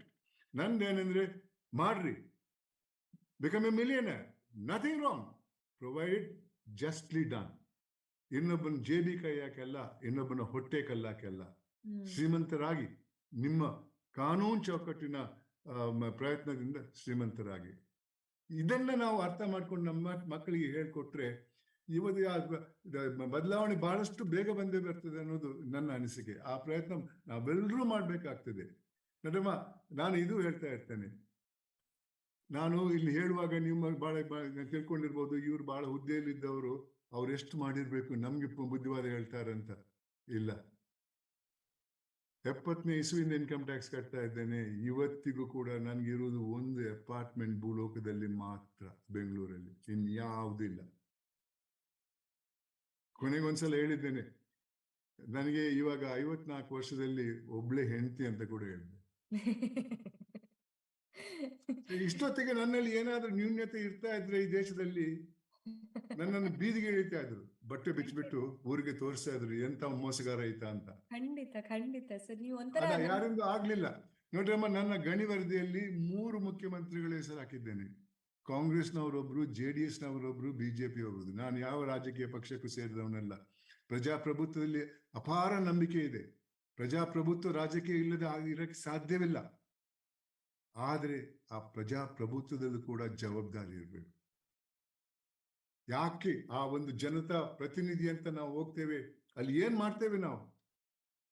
ಹಿಂದೆ ಅಲ್ಲಿ ನಾನು ಹೇಳಿದೆ ಅಲ್ಲ, ಉದಾಹರಣೆ ಕೊಟ್ಟಲ್ಲ, ಯಾರಿಗಾಗಿ ಅವರು ಚರ್ಚೆ ಮಾಡಿದ್ರು, ವಿವಾದಗಳು ಇದ್ರೂ ಕೂಡ ಅದರ ಬಗ್ಗೆ ಗಲಾಟೆ ಮಾಡಿ ಸಭಾತ್ಯಾಗ ಮಾಡಿಲ್ಲ, ವಾಕೌಟ್ ಮಾಡಿಲ್ಲ.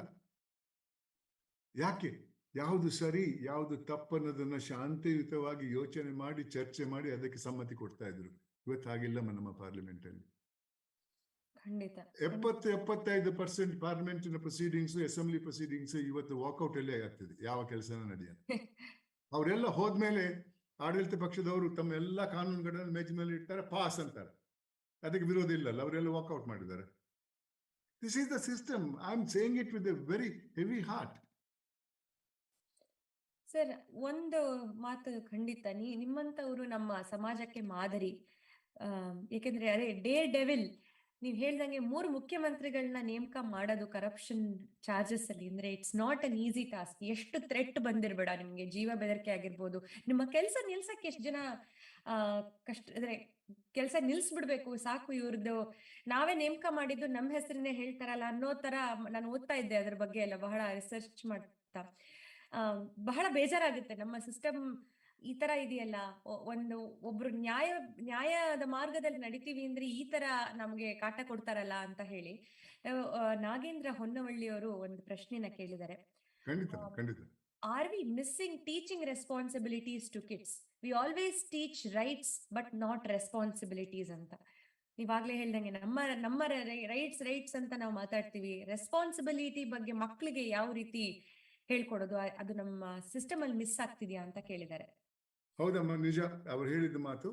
ಈ fundamentals of values should be first taught at home. Home is the first school of education. ಆಮೇಲೆ ಬರ್ತದೆ ಶಾಲಾ ಕಾಲೇಜುಗಳು, ಆಮೇಲೆ ಬರ್ತದೆ. ಇವಾಗ ಅದೇ ಇಲ್ಲಲ್ಲ.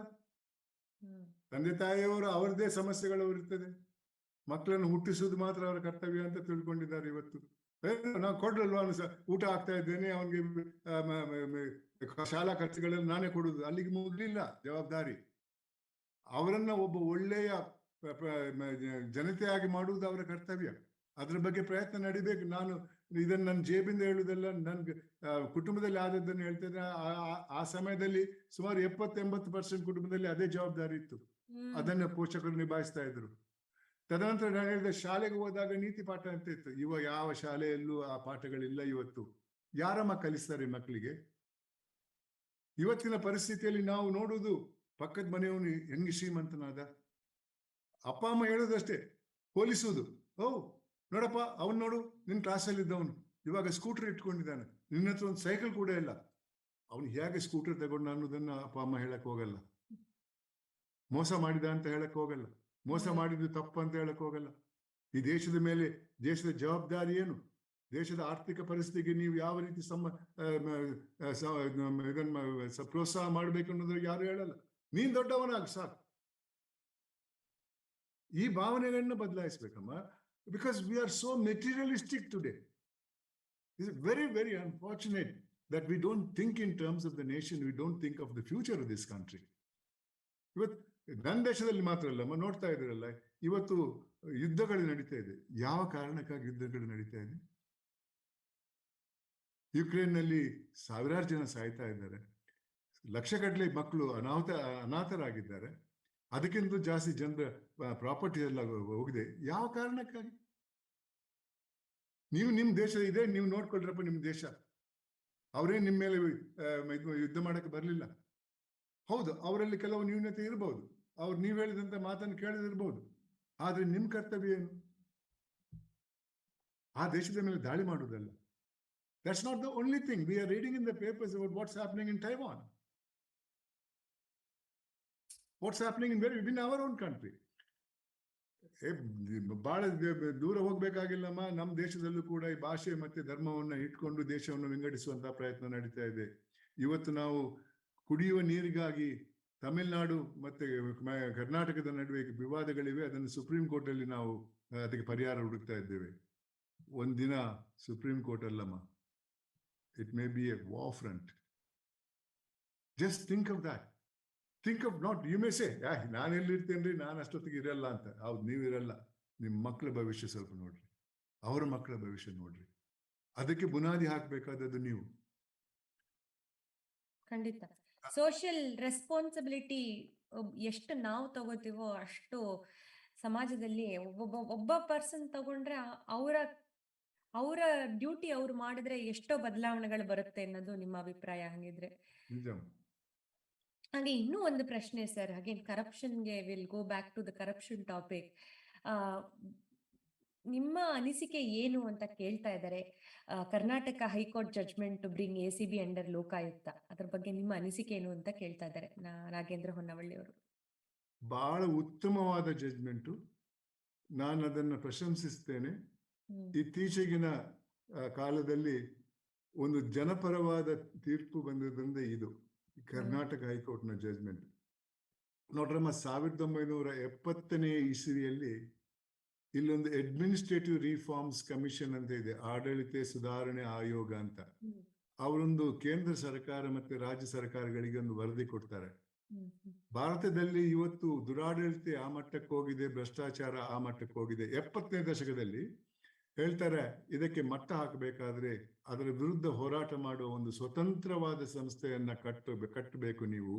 ರಾಜ್ಯದಲ್ಲಿ ಅದನ್ನು ಲೋಕಾಯುಕ್ತ ಅಂತ ಕರೀರಿ, ಕೇಂದ್ರದಲ್ಲಿ ಲೋಕಪಾಲ್ ಅಂತ ಕರೀರಿ ಅಂತ ಸಲಹೆ ಕೊಡ್ತಾರೆ. 70ನೇ ಇಸ್ವಿಯ ನಂತರ ಯಾರೂ ಅದನ್ನು ಜಾರಿಗೆ ತಂದಿಲ್ಲ. 83ನೇ ಇಸ್ವಿಯಲ್ಲಿ ಕರ್ನಾಟಕದಲ್ಲಿ ಒಂದು ಚುನಾವಣೆ ನಡೀತದೆ. ಆ ಚುನಾವಣೆಯಲ್ಲಿ ಒಂದು ಹೊಸ ರಾಜಕೀಯ ಪಕ್ಷ, ಜನತಾ ಪಕ್ಷ ಅನ್ನೋ ಪಕ್ಷ ಆಡಳಿತಕ್ಕೆ ಬರ್ತದೆ. ಅವರವರ ಪ್ರಣಾಳಿಕೆಯಲ್ಲಿ ಹೇಳಿದ್ರು, ನಮ್ಮನ್ನ ನೀವು ಚುನಾಯಿಸಿದ್ರೆ ನಾವು ಅಡ್ಮಿನಿಸ್ಟ್ರೇಟಿವ್ ರಿಫಾರ್ಮ್ಸ್ ಕಮಿಷನ್ ಅವರು ಹೇಳಿದ ಸಲಹೆಯನ್ನ ಜಾರಿಗೆ ತರ್ತೇವೆ ಅನ್ನೋ ಭರವಸೆಯನ್ನ ಕೊಡ್ತಾರೆ. ಆ ಭರವಸೆ ಮೇರೆಗೆ ನನ್ನ ಅನಿಸಿಕೆಯಲ್ಲಿ ಅವ್ರು ಗೆದ್ದಿರ್ಬೇಕು. ಆದ್ರೆ ಮೊದಲನೇ ವರ್ಷ 1983ರಲ್ಲಿ ಅವರು ಏನು ಮಾಡಿಲ್ಲ. ಅವ್ರಿಗೆ ಗೊತ್ತಿದೆ ಇದು ಮಾಡಿದ್ರೆ ಅವ್ರ ಗತಿ ಏನಂತ. ಏನೇ ಇರ್ಲಿ, ಮಾಡ್ಲಿಲ್ಲ. ಆವಾಗ ಜನರು ಕೇಳಕ್ ಶುರು ಮಾಡಿದ್ರು, ಈ ಭರವಸೆ ನೀವು ಕೊಟ್ಟಿದ್ದೀರಾ, ನೀವು ಇನ್ನೊಂದು ಇದನ್ನು ಪೂರೈಸಿಲ್ಲ ಅಂತ. ಆ ಹಿನ್ನೆಲೆಯಲ್ಲಿ ಜನರಿಗೆ ಹೆದರ್ಬಿಟ್ಟು ಅವರೊಂದು ಕರ್ನಾಟಕ ಲೋಕಾಯುಕ್ತ ಅನ್ನೋ ಕಾಯ್ದೆಯನ್ನ 1984ರಲ್ಲಿ ತರ್ತಾರೆ. ತದನಂತರ ಆ ಕಾಯ್ದೆ 86ರಲ್ಲಿ ಜಾರಿಗೆ ಬರ್ತದೆ. ಕರ್ನಾಟಕ ಲೋಕಾಯುಕ್ತ ಸಂಸ್ಥೆ ಜಾರಿಗೆ ಬರ್ತದೆ. ಅಲ್ಲಿ ಅದಕ್ಕೆ ಇದ್ದದ ಎರಡೇ ಎರಡು ಅಧಿಕಾರ. ಒಂದು, ಆಡಳಿತೆಯಿಂದ ಜನರಿಗಾಗುವಂತ ಅನ್ಯಾಯಕ್ಕೆ ಪರಿಹಾರ ಕೊಡಿಸೋದು. ಇನ್ನೊಂದು, ಲೋಕಾಯುಕ್ತ ಪೊಲೀಸರ ಮುಖಾಂತರ ಭ್ರಷ್ಟಾಚಾರದ ವಿರುದ್ಧ ಹೋರಾಟ ಮಾಡುವುದು. ಈ ಎರಡೇ ಎರಡು ಅಧಿಕಾರ ಇದ್ದದ್ದು. ಆದ್ರೆ ಅದನ್ನ ಲೋಕಾಯುಕ್ತ ಸಂಸ್ಥೆ ಮೊದಲಿನವ್ರು ಏನು ಮಾಡಿಲ್ಲ. ತದನಂತರ ಬಂದ್ರೆ ಜಸ್ಟಿಸ್ ಎನ್ ವೆಂಕಟಾಚಲಯ್ಯನವರು ಅದನ್ನು ಮಾಡಿ ತೋರಿಸಿದ್ರು, ಲೋಕಾಯುಕ್ತ ಸಂಸ್ಥೆಯನ್ನು ಏನ್ ಮಾಡಬಹುದು ಅಂತ. ಅದು ಅಂದಿನ ಆಡಳಿತೆಯಲ್ಲಿ ಒಂದು ನಡುಕ ಹುಟ್ಟಿಸಿತು. ಓಹೋ, ಈ ಸಂಸ್ಥೆಯವರು ನಮ್ಮ ಮೇಲೇನೆ ಬರ್ತಾ ಇದ್ದಾರೆ ಅಂತ ಒಂದು ನಡುಕ ಹುಟ್ಟಿದ್ರು. ಆದ್ರೆ ಅದನ್ನೇನು ಮಾಡಕ್ಕೆ ಅವ್ರಿಗೆ ಧೈರ್ಯ ಇಲ್ಲ. ಅದನ್ನು ಮುಚ್ಚಾಕುವ ಧೈರ್ಯ ಅವ್ರಿಗೆ ಇರ್ಲಿಲ್ಲ. ಯಾಕಂದ್ರೆ ಇನ್ನೊಂದು ಚುನಾವಣೆ ಹೋದಾಗ ಯಾರು ಮತ ಹಾಕಲ್ಲ ಅಂತ ಅವ್ರಿಗೆ ಖಂಡಿತವಾಗಿ ಗೊತ್ತಿತ್ತಂತ. ಅದನ್ನ ಮುಂದುವರ್ಸ್ಕೊಂಡು ಹೋದ್ರು. ಆ ಹಿನ್ನೆಲೆಯಲ್ಲಿ 2011ರಲ್ಲಿ ಲೋಕಾಯುಕ್ತ ಸಂಸ್ಥೆಯಿಂದ ಒಂದು ಗಣಿ ವರದಿ ಹೋಗ್ತಿದೆ. ಆ ವರದಿ ನಾನು ಹೇಳಿದಲ್ಲ, 3 ಮುಖ್ಯಮಂತ್ರಿಗಳ ಹೆಸರು, 8 ಜನ ಮಂತ್ರಿಗಳು, 150 ಅಧಿಕಾರಿಗಳು, IAS IPS ಅಧಿಕಾರಿಗಳ ಹೆಸರೆಲ್ಲ ಇತ್ತು ಅದರಲ್ಲಿ. ಆಯ್ತು. ಆ ವರದಿಯನ್ನ ಅಂದು ಅಧಿಕಾರದಲ್ಲಿದ್ದಂತ ಜನತಾ ಪಾರ್ಟಿ ಅದನ್ನ ಜಾರಿಗೆ ತರಲಿಲ್ಲ. ವರದಿಯನ್ನ ಅಲ್ಲೇ ಬಿಟ್ಬಿಟ್ರು. ಆವಾಗ ವಿರೋಧ ಪಕ್ಷದಲ್ಲಿ ಕಾಂಗ್ರೆಸ್ ಪಕ್ಷ ಇತ್ತು. ಅವರೊಂದು ಪ್ರತಿಭಟನೆ ಮಾಡ್ತಾರೆ. ಬೆಂಗಳೂರಿನಿಂದ ಬಳ್ಳಾರಿಗೆ ಪಾದಯಾತ್ರೆ ಮಾಡ್ತಾರೆ. ಲೋಕಾಯುಕ್ತ ವರದಿಯನ್ನ ಜಾರಿಗೆ ತನ್ನಿ, ಇಲ್ಲದ್ರೆ ನಾವು ಈ ಪ್ರತಿಭಟನೆ ನಿಲ್ಸಲ್ಲ ಅಂತ. ಅವ್ರು ತರಲಿಲ್ಲ. ಇವ್ರ ಪ್ರತಿಭಟನೆ ನಿಲ್ಸ್ಬಿಟ್ರು. ಮುಂದೆ ಚುನಾವಣೆ ಬರ್ತದೆ, ಈ ಕಾರಣಕ್ಕಾಗಿರ್ಬೋದಂತ ನಾನು ಕಾಂಗ್ರೆಸ್ ಪಕ್ಷ ಅಧಿಕಾರಕ್ಕೆ ಬರ್ತದೆ. ಅದೇ ಅಧಿಕಾರಕ್ಕೆ ಬಂದವರು ಅವರು ಜಾರಿಗೆ ತಂದಿಲ್ಲ. ಪ್ರತಿಭಟನೆ ಮಾಡಿದ್ರು ವಿರೋಧ ಪಕ್ಷದಲ್ಲಿದ್ದಾಗ. ಅಷ್ಟು ಮಾತ್ರ ಅಲ್ಲ, ಲೋಕಾಯುಕ್ತಕ್ಕೆ ಇದ್ದಂತ ಎರಡೇ ಎರಡು ಅಧಿಕಾರದಲ್ಲಿ ಒಂದು ಅಧಿಕಾರ ಭ್ರಷ್ಟಾಚಾರದ ವಿರುದ್ಧ ಹೋರಾಟ ಮಾಡುವ ಅಧಿಕಾರಿಯನ್ನ ಕಿತ್ಕೊಂಡ್ಬಿಟ್ಟು ACB ಅನ್ನೋ ಪೊಲೀಸ್ ಸಂಸ್ಥೆ ಕೊಡ್ತಾರೆ. ACB ಅಂದ್ರೆ ಪೊಲೀಸ್ ಕೈ ಅಡಿಯಲ್ಲಿ, ಪೊಲೀಸ್ ಇರುವುದು ಗೃಹ ಮಂತ್ರಿಯ ಕೈ ಅಡಿಯಲ್ಲಿ, ಗೃಹ ಮಂತ್ರಿ ಇರುವುದು ಮುಖ್ಯಮಂತ್ರಿಗಳ ಕೈ ಅಡಿಯಲ್ಲಿ. ಇವ್ರು ಯಾರನ್ನ ರಕ್ಷಣೆ ಮಾಡುವುದು? ಜನರನ್ನೆಲ್ಲ, ತಮ್ಮನ್ನು ಮಾತ್ರ.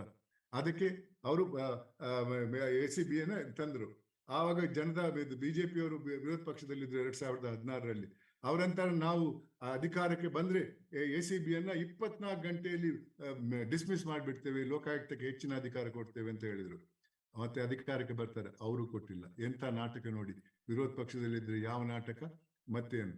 ಇವಾಗ ಹೈಕೋರ್ಟ್ನವರು ACBಯನ್ನ ಬಂದ್ ಮಾಡಿ ಅಂತ ಆದೇಶ ಕೊಟ್ಟಿದ್ದಾರೆ, ಲೋಕಾಯುಕ್ತಕ್ಕೆ ಅಧಿಕಾರ ಕೊಡಿ ಅಂತಾರೆ. ಆ ಹಿನ್ನೆಲೆಯಲ್ಲಿ ನಾನು ಹೇಳ್ತಾ ಇದ್ದೇನೆ, ACB ಅವರು 6 ವರ್ಷ ಮಾಡಿದ್ರಮ್ಮ. 2016ರಿಂದ 2026ರವರೆಗೆ 6-7 ವರ್ಷ ಆಯ್ತು. ಒಬ್ಬ ಮಂತ್ರಿ ವಿರುದ್ಧ, ಒಬ್ಬ MLA ವಿರುದ್ಧ ಚಾರ್ಜ್ ಶೀಟ್ ಹಾಕಿಲ್ಲ. ಒಬ್ಬ IAS IPS ಅಧಿಕಾರಿ ವಿರುದ್ಧ ಚಾರ್ಜ್ ಶೀಟ್ ಹಾಕಿಲ್ಲ. ಹೌದು, ಸಬ್ ಇನ್ಸ್ಪೆಕ್ಟರ್ಗಳ ವಿರುದ್ಧ, ತಹಸೀಲ್ದಾರರ ವಿರುದ್ಧ ಹಾಕಿದ್ರು, ಅಷ್ಟೇ ಅವ್ರು ಮಾಡಿದ್ರು ಹೊರತು ಇನ್ನೇನ್ ಮಾಡಿಲ್ಲ. ಆ ಹಿನ್ನೆಲೆಯಲ್ಲಿ ನನಗನಿಸ್ತಾ ಇದೆ ಈ ಒಂದು ತೀರ್ಪು ಜನಪರವಾದ ತೀರ್ಪು. ಇದನ್ನ ಮನಪೂರ್ವಕವಾಗಿ ಜಾರಿಗೆ ತಂದ್ರೆ, ಲೋಕಾಯುಕ್ತಕ್ಕೆ ಅಧಿಕಾರ ಕೊಟ್ರೆ ಖಂಡಿತವಾಗಿಯೂ ಈ ಭ್ರಷ್ಟಾಚಾರ, ದುರಾಡಳಿತೆಯನ್ನ ಅದಕ್ಕೆ ಮಟ್ಟ ಹಾಕಬಹುದು. ಅದನ್ನು ನಿಲ್ಸಕ್ ಸಾಧ್ಯ ಇಲ್ಲ, ಅದಿದ್ದೇ ಇರ್ತದೆ. ಆದ್ರೆ 50ನೇ ದಶಕದಲ್ಲಿದ್ದ ಮಟ್ಟಕ್ಕೆ ಅದನ್ನು ತಗೊಂಡೋಗಿ ಇಟ್ಬಿಟ್ರೆ ಅಂದ್ರೆ ಅವತ್ತು 52 ಲಕ್ಷ, ಅದಕ್ಕೆ ಆವಾಗ ಡಾಲರ್ಗೆ 44 ರೂಪಾಯಿ ಇತ್ತು, ಇವತ್ತು 82 ರೂಪಾಯಿ ಆಗಿದೆ. ಆ ಇನ್ಫ್ಲೇಷನ್ ಆದ್ರೂ ಕಮ್ಮಿ ಆಗ್ಬೋದು ಅನ್ನೋದು ನನ್ನ ಅನಿಸಿಕೆ. ಖಂಡಿತ ಸರ್. ನೀವು ಇವಾಗ ಎಕ್ಸ್ಪ್ಲೇನ್ ಮಾಡ್ತಾ ಒಂದು ನನಗೆ ಸಂಶಯ ಬಂತು. ಈಗ young people when they want to vote ಅಲ್ವಾ, ಇವಾಗ ಈ ತರ ಇವ್ರು ಬಂದಾಗ ಅವ್ರ ಮೇಲೆ ಗೂಬೆ ಕೂರ್ಸೋದು, ಅವ್ರು ಬಂದಾಗ ಇವ್ರ ಮೇಲೆ ಗೂಬೆ ಕೂರ್ಸೋದು, ಒಟ್ನಲ್ಲಿ ಏನು ಚೇಂಜ್ ಆಗಲ್ಲ, ಒಟ್ನಲ್ಲಿ ಯಾರಿಗೂ ಶಿಕ್ಷೆ ಆಗಲ್ಲ. So a young person who is about to start voting, 18 ಆದ ತಕ್ಷಣ ವೋಟಿಂಗ್ ಪವರ್ ಬಂದಾಗ ಹೇಗೆ ಡಿಸೈಡ್ ಮಾಡಬೇಕು, ಯಾವ ರೀತಿ ಈ ಪಕ್ಷಕ್ಕೆ ಹಾಕ್ಬೇಕು, ಆ ಪಕ್ಷಕ್ಕೆ, ಯಾವಾಗ್ಲೂ ಹೇಳ್ತಾರೆ ಕ್ಯಾಂಡಿಡೇಟ್ ನೋಡಿ ಅಂತ, but he belongs to a certain party. So ಹೇಗೆ ನಿಮ್ಮ ಅಭಿಪ್ರಾಯ ಏನು ಅದ್ರ ಬಗ್ಗೆ, ಹಾಗೆ ಏನು ಕಿವಿ ಮಾತು ಹೇಳ್ತೀರಾ? ನಮ್ಮ ಇತ್ತೀಚೆಗೆ ಅಂದ್ರೆ ಸುಮಾರು 5-6 ವರ್ಷದ ಹಿಂದೆ ಬ್ಯಾಲೆಟ್ ಪೇಪರ್ ಅಲ್ಲಿ ಕ್ಯಾಂಡಿಡೇಟ್ಗಳ ಹೆಸರು ಮಾತ್ರ ಅಲ್ಲ, ಇನ್ನೊಂದಿದೆ ನೋಟಾ ಅಂತ, ನನ್ ಆಫ್ ದ ಅಬೌವ್ ಅನ್ನೋ ಒಂದು ಕಾಲಮ್ ಇದೆ. ನನ್ನ ಸಲಹೆ ಏನಂದ್ರೆ, ನೋಡಿ, ನೀವು ಮತ ಹಾಕಕ್ಕೆ ಹೋಗುವವರು ಜಾತಿ, ಧರ್ಮ ಮತ್ತೆ ಗುರುತಿನ ಬಗ್ಗೆ ಮತ ಹಾಕಬೇಡಿ. ನಿಮ್ಗೆ ಯಾರಾದ್ರೂ ಅದರಲ್ಲಿ ನಿಮ್ಮ ಇದಕ್ಕೆ ಸರಿ ಕಾಣಿಸದೆ ಇದ್ರೆ ನೋಟಾಗೆ ವೋಟ್ ಹಾಕಿ. NOTA is not a candidate, but is a expression of displeasure. ಅದು ಆ NOTA, if it gets more votes then the candidates contesting and all, then I think the political parties will realise, ಇಲ್ಲ ನಮ್ಮ ಈ ನಡತೆ ಸರಿಯಾಗಿಲ್ಲ, ಅದನ್ನು ಸರಿಪಡಿಸಬೇಕು. It's one of the methods by which you could change the thinking of the elected representatives and this, including the judges. Corruption is there in all the 3 pillars. Why alone the 3 constitutional pillars? Media is not a creation of the constitution, but there is corruption even in that. And I'm not saying it offhand from my cuffs or something. You all might have heard a case called Neera Radia, how the media takes money and publishes false news. Kandita. So it is so widely spread. Propaganda based information ಕೊಡುವಂತದ್ದು media. ಹೌದು, ಯಾಕೆ ಯಾವ ರೀತಿಯಲ್ಲಿ ಅವ್ರಿಗೆ ನನ್ನಂತವ್ರು speech ಹೊಡೆದ್ರೆ ಪ್ರಯೋಜನ ಇಲ್ಲ. ಪ್ರಜಾಪ್ರಭುತ್ವದ ನಿಟ್ಟಿನಲ್ಲೇ ಈ ನೋಟ ಹಿಂದೆ ಇರ್ಲಿಲ್ಲಮ್ಮ. It is a creation after AAP ಅಂತ ಒಂದು ಪಾರ್ಟಿ, ಆಪ್ ಅಲ್ಲ, ಅದಕ್ಕಿಂತ ಮೊದಲು ಇಂಡಿಯಾ ಅಗೇನ್ಸ್ಟ್ ಕರಪ್ಷನ್ ಅನ್ನೋ ಅಣ್ಣಾ ಹಜಾರೆ ಅವರ ಒಂದು ಮೂವ್ಮೆಂಟ್ ಬಂದಿದ್ದು, ನಾನು ಅದರಲ್ಲಿ ಸೇರ್ಕೊಂಡಿದ್ದೆ. ಅವರ ಪ್ರೇರಣೆ ಮೇರೆಗೆ ಇದು ಬಂದದ್ದು ಈ NOTA. Now it is a part of every ballot paper in every election in this country. If people don't, if they have somebody you have, and if you really think that is going to help the nation, not you, because ಇವತ್ತು ನಾವೇನು ಅವನ್ ಗೆದ್ರೆ ಅವ್ನು ನನ್ಗೇನು ಸಹಾಯ ಮಾಡಬಹುದು ಅಂತ ಆ ಹಿನ್ನೆಲೆಯಲ್ಲಿ ನಾವು ಮತ ಹಾಕ್ತೀವಿ. Not because he will do something to the society or to the nation. No, we always think of ourselves. ಇದರಿಂದ ಈ ಒಂದು ದುರಾಸೆ ಬೆಳೀತಾ ಇದೆಮ್ಮ. 2 ಮೌಲ್ಯಗಳನ್ನು ನಾವು ಅಳವಡಿಸಿದ್ರೆ, ಒಂದು ತೃಪ್ತಿ, ಇನ್ನೊಂದು ಮಾನವೀಯತೆ. ಈ 2 ಮೌಲ್ಯಗಳನ್ನು ನಾವು ಜೀವನದಲ್ಲಿ ಅಳವಡಿಸಿದ್ರೆ ನಾವು ಆ ಕಡೆ ಹೋಗಲ್ಲ. ಮತ್ತೆ ನಮ್ಮ ಮಕ್ಕಳು, ನಮ್ಮ ಮಕ್ಕಳು ಅದೇ ರೀತಿ ಬದಲಾವಣೆಗೆ ಪ್ರಯತ್ನ ಮಾಡಿದ್ರೆ ಪ್ರತಿಭಟನೆ ಕೂರ್ಬೇಕಾಗಿಲ್ಲ. You do your job at whatever manner you are supposed to do, for which you are paid for. But when it comes to certain moral decisions, you take that decision based on social values. And these are the only 2 values I propagate: contentment and humanism. ಖಂಡಿತ sir, ಖಂಡಿತ. Thank you. ತುಂಬಾ ತುಂಬಾ ಒಳ್ಳೆ information ನಮ್ಮ ಯುವ ಪೀಳಿಗೆಗೆ ಕೊಟ್ಟಿದ್ದೀರಾ sir. ನಮ್ಮ ಕಾರ್ಯಕ್ರಮದಲ್ಲಿ ಒಂದು ಪುಟ್ಟ ವಿರಾಮ, 2 ನಿಮಿಷದ ವಿರಾಮ ತಗೋತಾ ಇದೀವಿ. ನಿಮ್ಮ ಜೊತೆ ಕಾನ್ವರ್ಸೇಷನ್ ಅನ್ನ ಮತ್ತೆ ಮುಂದುವರಿಸ್ತೀನಿ. ನಮ್ಮ ಬೆಂಗಳೂರು ವಾಯ್ಸ್ ಕಾರ್ಯಕ್ರಮಕ್ಕೆ ಬೆನ್ನೆಲುಬಾಗಿ ನಿಂತವರು ನಮ್ಮ ಸ್ಪಾನ್ಸರ್ಸ್, ಅವರ ವಿಡಿಯೋ ನೋಡ್ಕೊಂಡು ಬಂದ್ಬಿಡೋಣ. Let's take a quick break.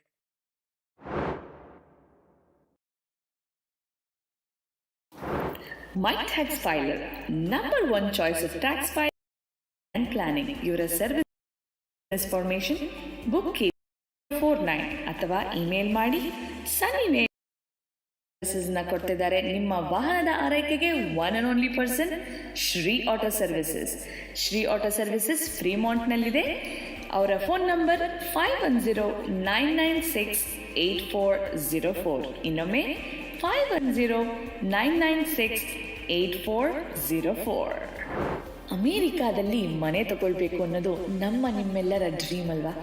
ಈ ಡ್ರೀಮ್ನ ಸಹಕಾರ ಮಾಡಕ್ಕೆ ಬಂದಿದ್ದಾರೆ ನಮ್ಮ ಗಿರೀಶ್ ಬ್ಯಾಂಗ್ಳೂರ್. ಎಸ್, ರಿಯಲ್ ಎಸ್ಟೇಟಲ್ಲಿ ಟಾಪ್ ನಾಚ್ ಸರ್ವಿಸ್ ಕೊಡ್ತಿರೋ ಗಿರೀಶ್ ಅವರು ನಮ್ಮ ಕನ್ನಡಿಗರೇ. ಕನ್ನಡದವರೇ ಆದ ಗಿರೀಶ್ ಜೊತೆ ರಿಯಲ್ ಎಸ್ಟೇಟ್ ಬಗ್ಗೆ ತಿಳ್ಕೊಳ್ಳೋಕ್ಕೆ ಬಹಳ ಚೆನ್ನಾಗಿರುತ್ತೆ. He is so knowledgeable. ನನ್ನ personal experience real estate in and out ಚೆನ್ನಾಗಿ ತಿಳ್ಕೊಂಡಿದ್ದಾರೆ. ಎಲ್ಲಿ ನಿಮ್ಮ ಡ್ರೀಮ್ ಹೌಸ್ ತಗೋಬೋದು, ಎಲ್ಲಿ ಇನ್ವೆಸ್ಟ್ ಮಾಡ್ಬೋದು, be it your first home or your second or many more. For reach out Girish at 408-420-0646 ಅಥವಾ gbangalore@interroad.com. ಫೈನಾನ್ಷಿಯಲ್ ಫ್ರೀಡಮ್ ಯಾರಿಗೆ ತಾನೇ ಬೇಕಿಲ್ಲ? ಬಟ್ ಫೈನಾನ್ಷಿಯಲ್ಸ್ ಅಂದ ತಕ್ಷಣ ತಲೆನೋವು ಜಾಸ್ತಿ ಅಲ್ವಾ?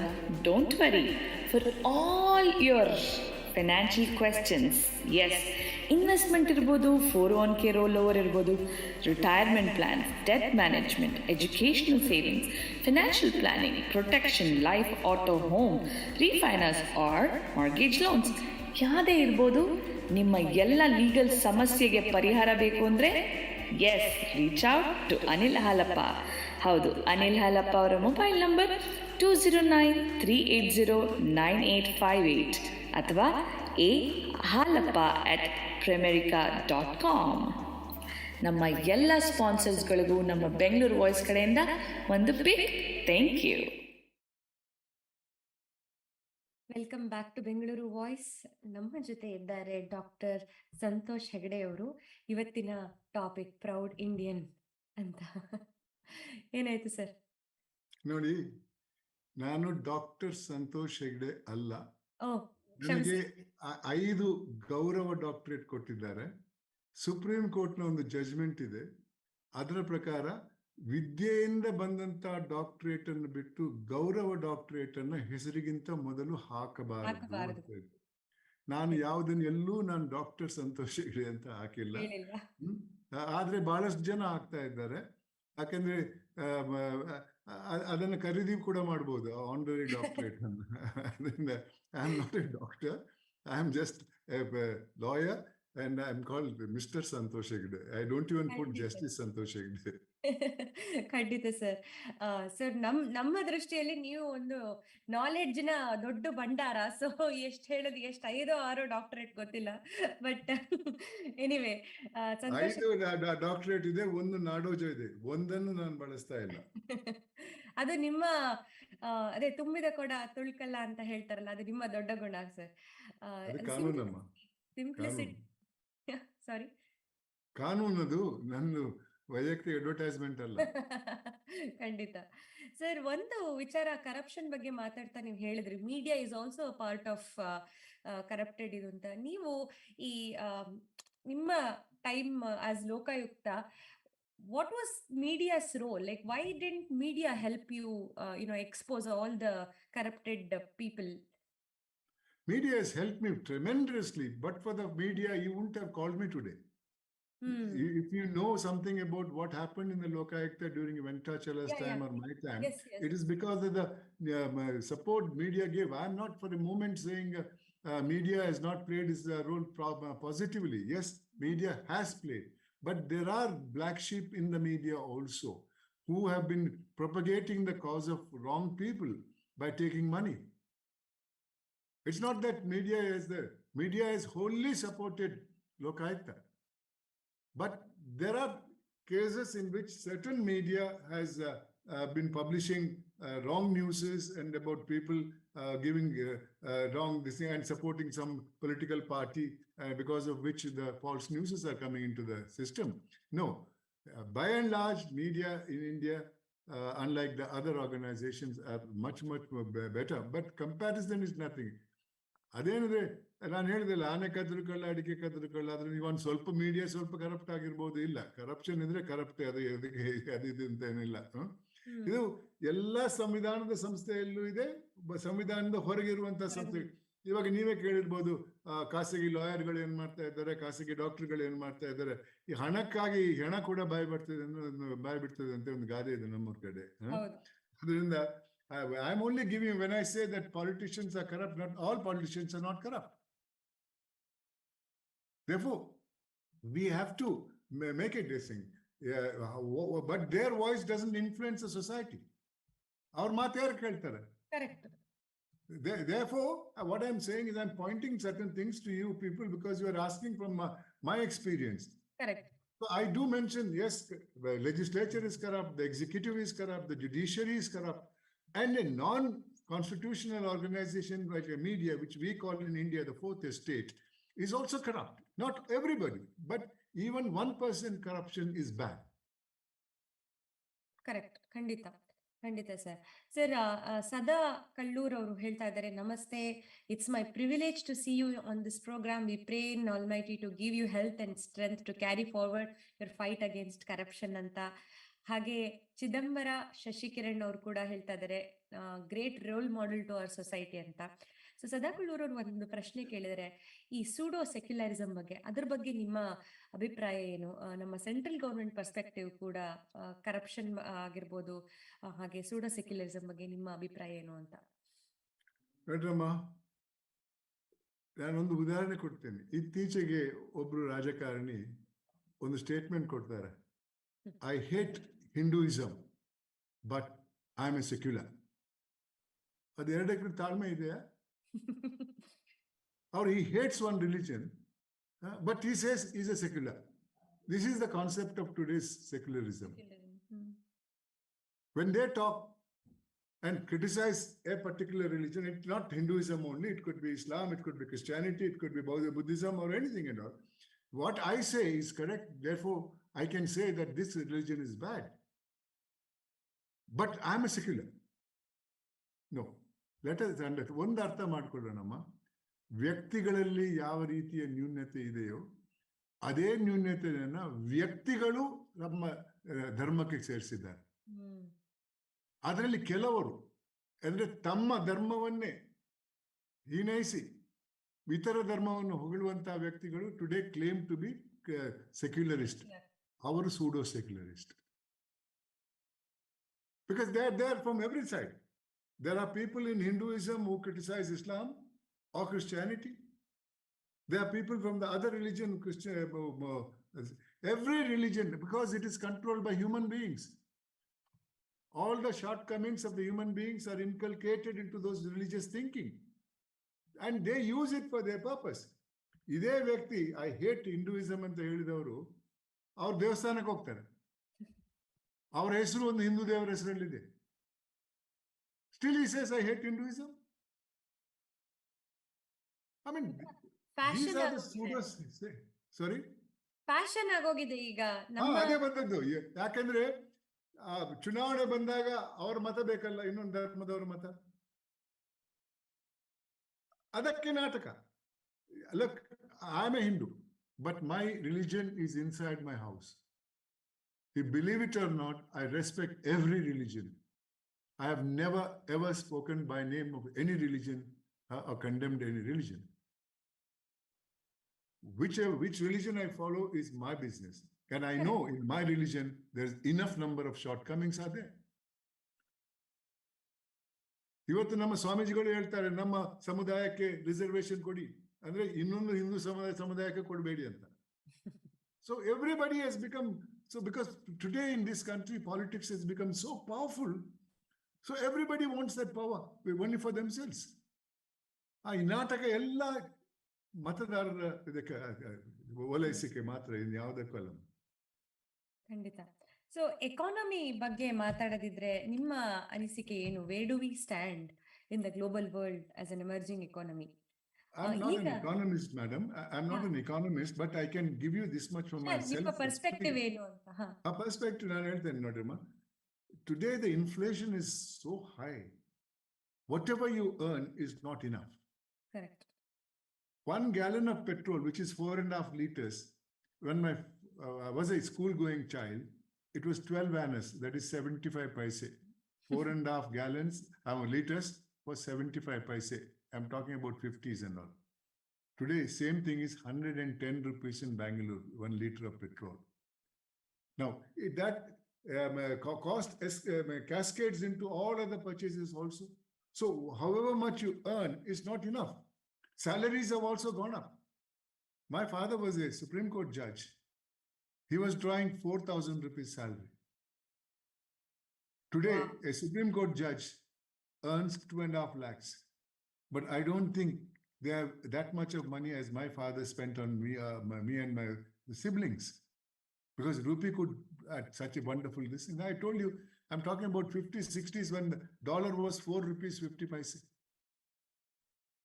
Today it is 80 plus. So just imagine where's the economy. But at the same time, I'm proud of the fact that we are better off than our neighbors. Sri Lanka, we have been reading in the papers what's happening. Bangladesh is in trouble. Pakistan is in Nepal is in trouble. Nepal. Pakistan is in trouble. Not because they are our enemies and all. From what I've read, I hope I'm wrong, but the fact I'm reading, I'm telling you, it's become a global phenomena today, inflation. And added to that, the siphoning of funds from the administration is such. I showed it to you, 52 lakhs in the decade of 50. It is 2 lakhs plus now. One scam, and one scam it is. The scams are in dozens every year. So imagine, how can there be development if so much money? Yeah, let me quote people, political people. It's not from my this thing. The opposition calls the ruling party 40% government in India or in Karnataka. 40% government, because according to them, 40% of the investment goes to bribery. Now, when that was pointed out, a press wala asked the person who was speaking from the opposition, what was it when you were in power? He said it was only 10%. ಆವಾಗ 10% ರೂಪಾಯಿ value ಜಾಸ್ತಿ ಇತ್ತು, ಇವಾಗ 40% ರೂಪಾಯಿ value ಕಮ್ಮಿ ಆಗಿದೆ. ಅಂದ್ರೆ ಅರ್ಥ ಅವರು ಕಳ್ರು ಇವರು ಕಳ್ರಿ. ಯಾರು ಕಮ್ಮಿ ಕಳ್ರಿದಾರೋ ಅವ್ರ ಪರವಾಗಿ ಲೆಕ್ಕ ಅಲ್ಲ, ಕಳ್ರು ಕಳ್ರಿ. ಮತ್ತೆ ಅವರಲ್ಲಿ ಯಾರು ಸುಭಾಗ ಯಾರು ಬೇರೆ ಇದು ಮಾಡೋಣ. The fact is that, and as is very often quoted, that is an international phenomenon now, inflation. So, we have to look. But then, of course, maybe there is contribution from all sources. There is this thing, but we should all try. And I suppose if that 2 lakh crores, which goes from one scam, all put together, comes into the treasury, and that is utilized for the object for which it is being spent, at least 80-90% of it, I would say we will be better off country than what we are today. Yes, there is a lot of problem, lot of poverty, and the gap between the haves and have-nots have widened very much. But that doesn't deter me from supporting my country. Though I am openly criticizing the administration, which is the only cause for this today, according to me. I don't blame the international system. Sir, ಹಂಗಿದ್ರೆ last ಒಂದು decade ಇಂದ ನಿಮ್ಮ ಅನಿಸಿಕೆ ಪ್ರಕಾರ have we transform positively when it comes to economic ಆಗಿರ್ಬೋದು, ಮಾರಲಿ, judicial system, are we going in the right path? No madam, no, ಇಲ್ಲ, ನನ್ನ ಅನಿಸಿಕೆ ಏನಿಲ್ಲ. ಆದರೆ ವಿದ್ಯೆಯಲ್ಲಿ, ಆರೋಗ್ಯದ ವಿಚಾರದಲ್ಲಿ ಮತ್ತೆ ಸೈಂಟಿಫಿಕ್ ಫೀಲ್ಡ್ ಅಲ್ಲಿ we have developed. We are far superior to almost all our neighbors. Education here, of course, there is a lot of private education, but even the education provided by the government may not be sufficient to educate everybody. But the standard of education and the product that comes out from the educational institutions are very good. Very good. That's why. At the same time, healthcare. Earlier, we used to only read in the papers, treatment for cancer is only in one of the foreign countries and all. Correct. But today, no, we have it here, right here. Take scientifically, we have prepared atom bomb without anybody's support. Not that a country should keep on doing atom bombs only and all. But I'm just telling you, scientific, not only that, even other inventions, we are able to send our satellites to the space. Correct. Maybe Indians have also gone to the space with a thing. So I'm proud of all these facts, with all the disappointment I have in me. But for me, in spite of that, India stands first. ಖಂಡಿತ sir. ಒಂದ್ ಪ್ರಶ್ನೆ ಶಶಿಕಿರಣ್ ಅವರಿಂದ ಮತ್ತೆ ಬಂದಿದೆ. If you can again decline to answer this again, it's about a particular political party and our prime minister. ನಿಮ್ಮ ಅನಿಸಿಕೆ ಏನು? Where are we heading in the direction of removing corruption with our honorable prime minister ಅಂತ ಅವರ policies? Madam, if we take administrative success comparatively only, not perfect, the present government, present prime minister has done a wonderful job. Amazing. There is no allegation of corruption against him, but he has not been able to control corruption in his own party. If not, therefore, as compared to others, I mean, there were others also. There were very good prime ministers in every political party which has represented India in the politics. Yes, they were also there. But down the line in political parties, especially in the state levels, in the thing, and down to the district level and panchayat level, I think corruption is very, very bad. It is really hurting the poor person so much that all the fundamental rights given to the citizen under the constitution is like a hanging carrot in front of an house. He just sees it and sheds tears. That's where ನಾನು ಒಂದು ಉದಾಹರಣೆ ಕೊಟ್ಟಿದ್ರ ಬಗ್ಗೆ ಮುಂದೆ ನಿಮ್ಮ ಪ್ರಶ್ನೆಗೆ ಬೇರೆ ಉತ್ತರ ಕೊಡ್ತೇನೆ. ಅಲ್ಲ, ನಾನು ಅದೇ ಸಮಯದ ಅಭಾವ ಇದೆ ಅದಕ್ಕೆ ಕೇಳ್ತಾ ಇದ್ದೇನೆ ನಾನು.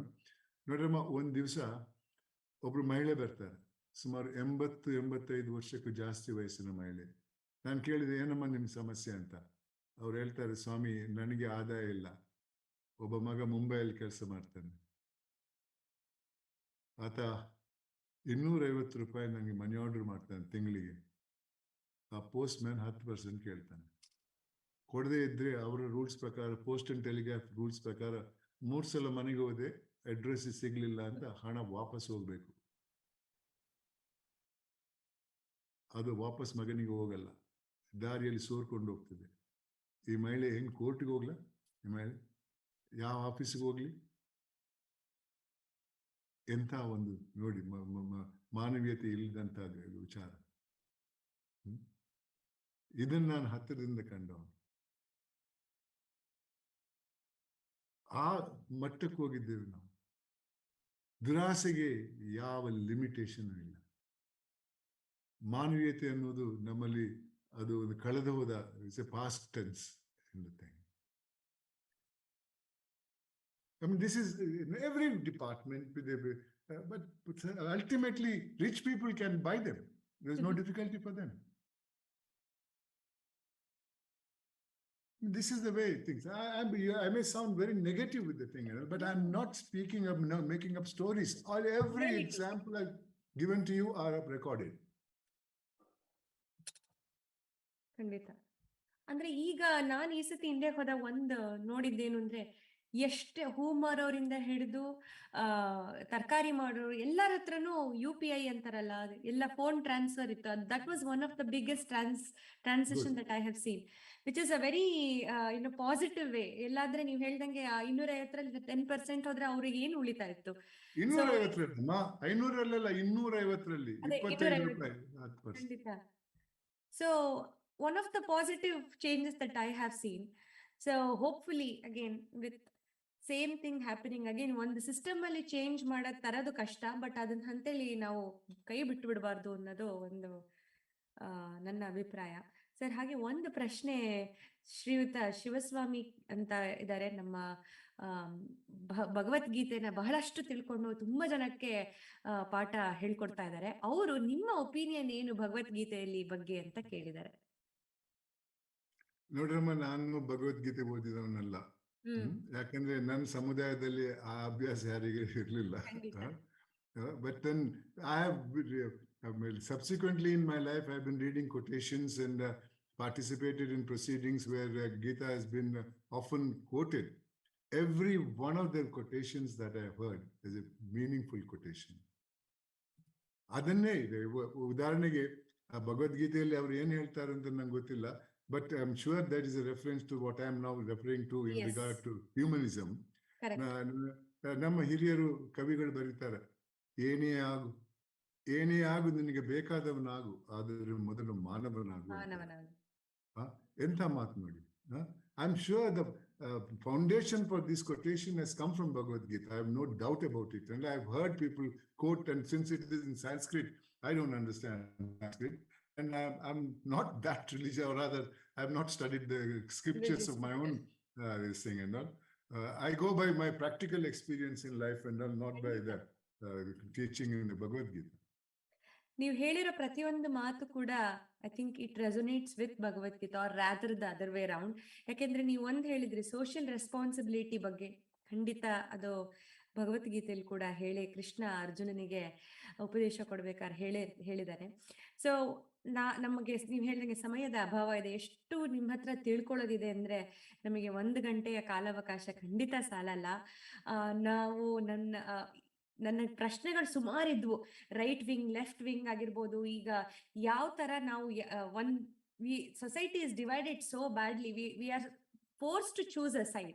Like it's not like on one issue you have to choose the right, you have to declare yourself you are right wing or left wing and then you will be like labeled. ಆ ತರ ಎಲ್ಲ ಇತ್ತು, ಅದ್ರ ಬಗ್ಗೆ ಎಲ್ಲ ಪ್ರಶ್ನೆಗಳಿತ್ತು.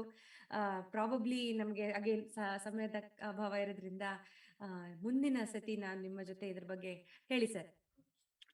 Right wing left wing ಇದೆಲ್ಲಮ್ಮ, ಅದು ದಿನದ ಹೊತ್ತಿಗೆ ಮಾತ್ರ. ಮಿಕ್ಕಿದ ಸಮಯದಲ್ಲಿ they are together wings. Sir ನಿಮ್ಮ ಅಭಿಪ್ರಾಯ ಹೇಳ್ಬಿಡಿ, ನೀವು ಏನ್ ಅನ್ಸುತ್ತೆ ಅಂತ.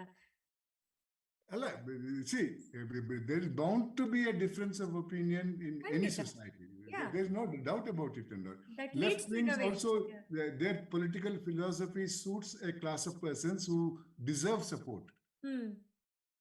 But then the way it operates doesn't operate the same manner in which, poverty is there in every country. More so in our country, definitely. Now, right wing is supposed to be the supporters of affluent class, but adarallo ide ella. Today that right wing, left wing, at least in India, I think, that say left wing which was there at that point of time in 50s and 60s is no more left and right is the center wing. So also the right wing is also no more in favor of any particular group except self satisfaction and all. I mean, this is this thing. My last sentence is this. I want you all to understand one thing. If you appreciate what I did, I want you to know one thing. I didn't do anything beyond the call of duty for which I was paid for. But you recognize me because others didn't do it. By their default, you recognize me. That's the reality. So, what is the cost that you have paid for being so honest? That's immaterial, madam. What cost is? Adra remuneration ಏನಂತ ಗೊತ್ತಿದ್ದು ನಾನು ಬಂದವನ ಹುದ್ದೆಗೆ. So I didn't come for the cost part of it. And I was getting my pension. Now today I live only on my pension. No, Andre, what I meant was, what are the bad things that has happened because you were so honest? Like, what do you have to endure? I mean, I didn't get the support I wanted from that class of rulers for what I wanted to pursue in that line and all. But I did get the support also from some of them who did support me also, because of which I could bring something to the public domain. I've not been able to get conviction to anybody. In India, corruption under the conviction under the Prevention of Corruption Act is only 27%. That's because of a legal system. Therefore, if we could change this society where, as I mentioned earlier, the chapter 4A or something of the Constitution, where fundamental duties are there. And one of the fundamental duties, madam, is respect your country.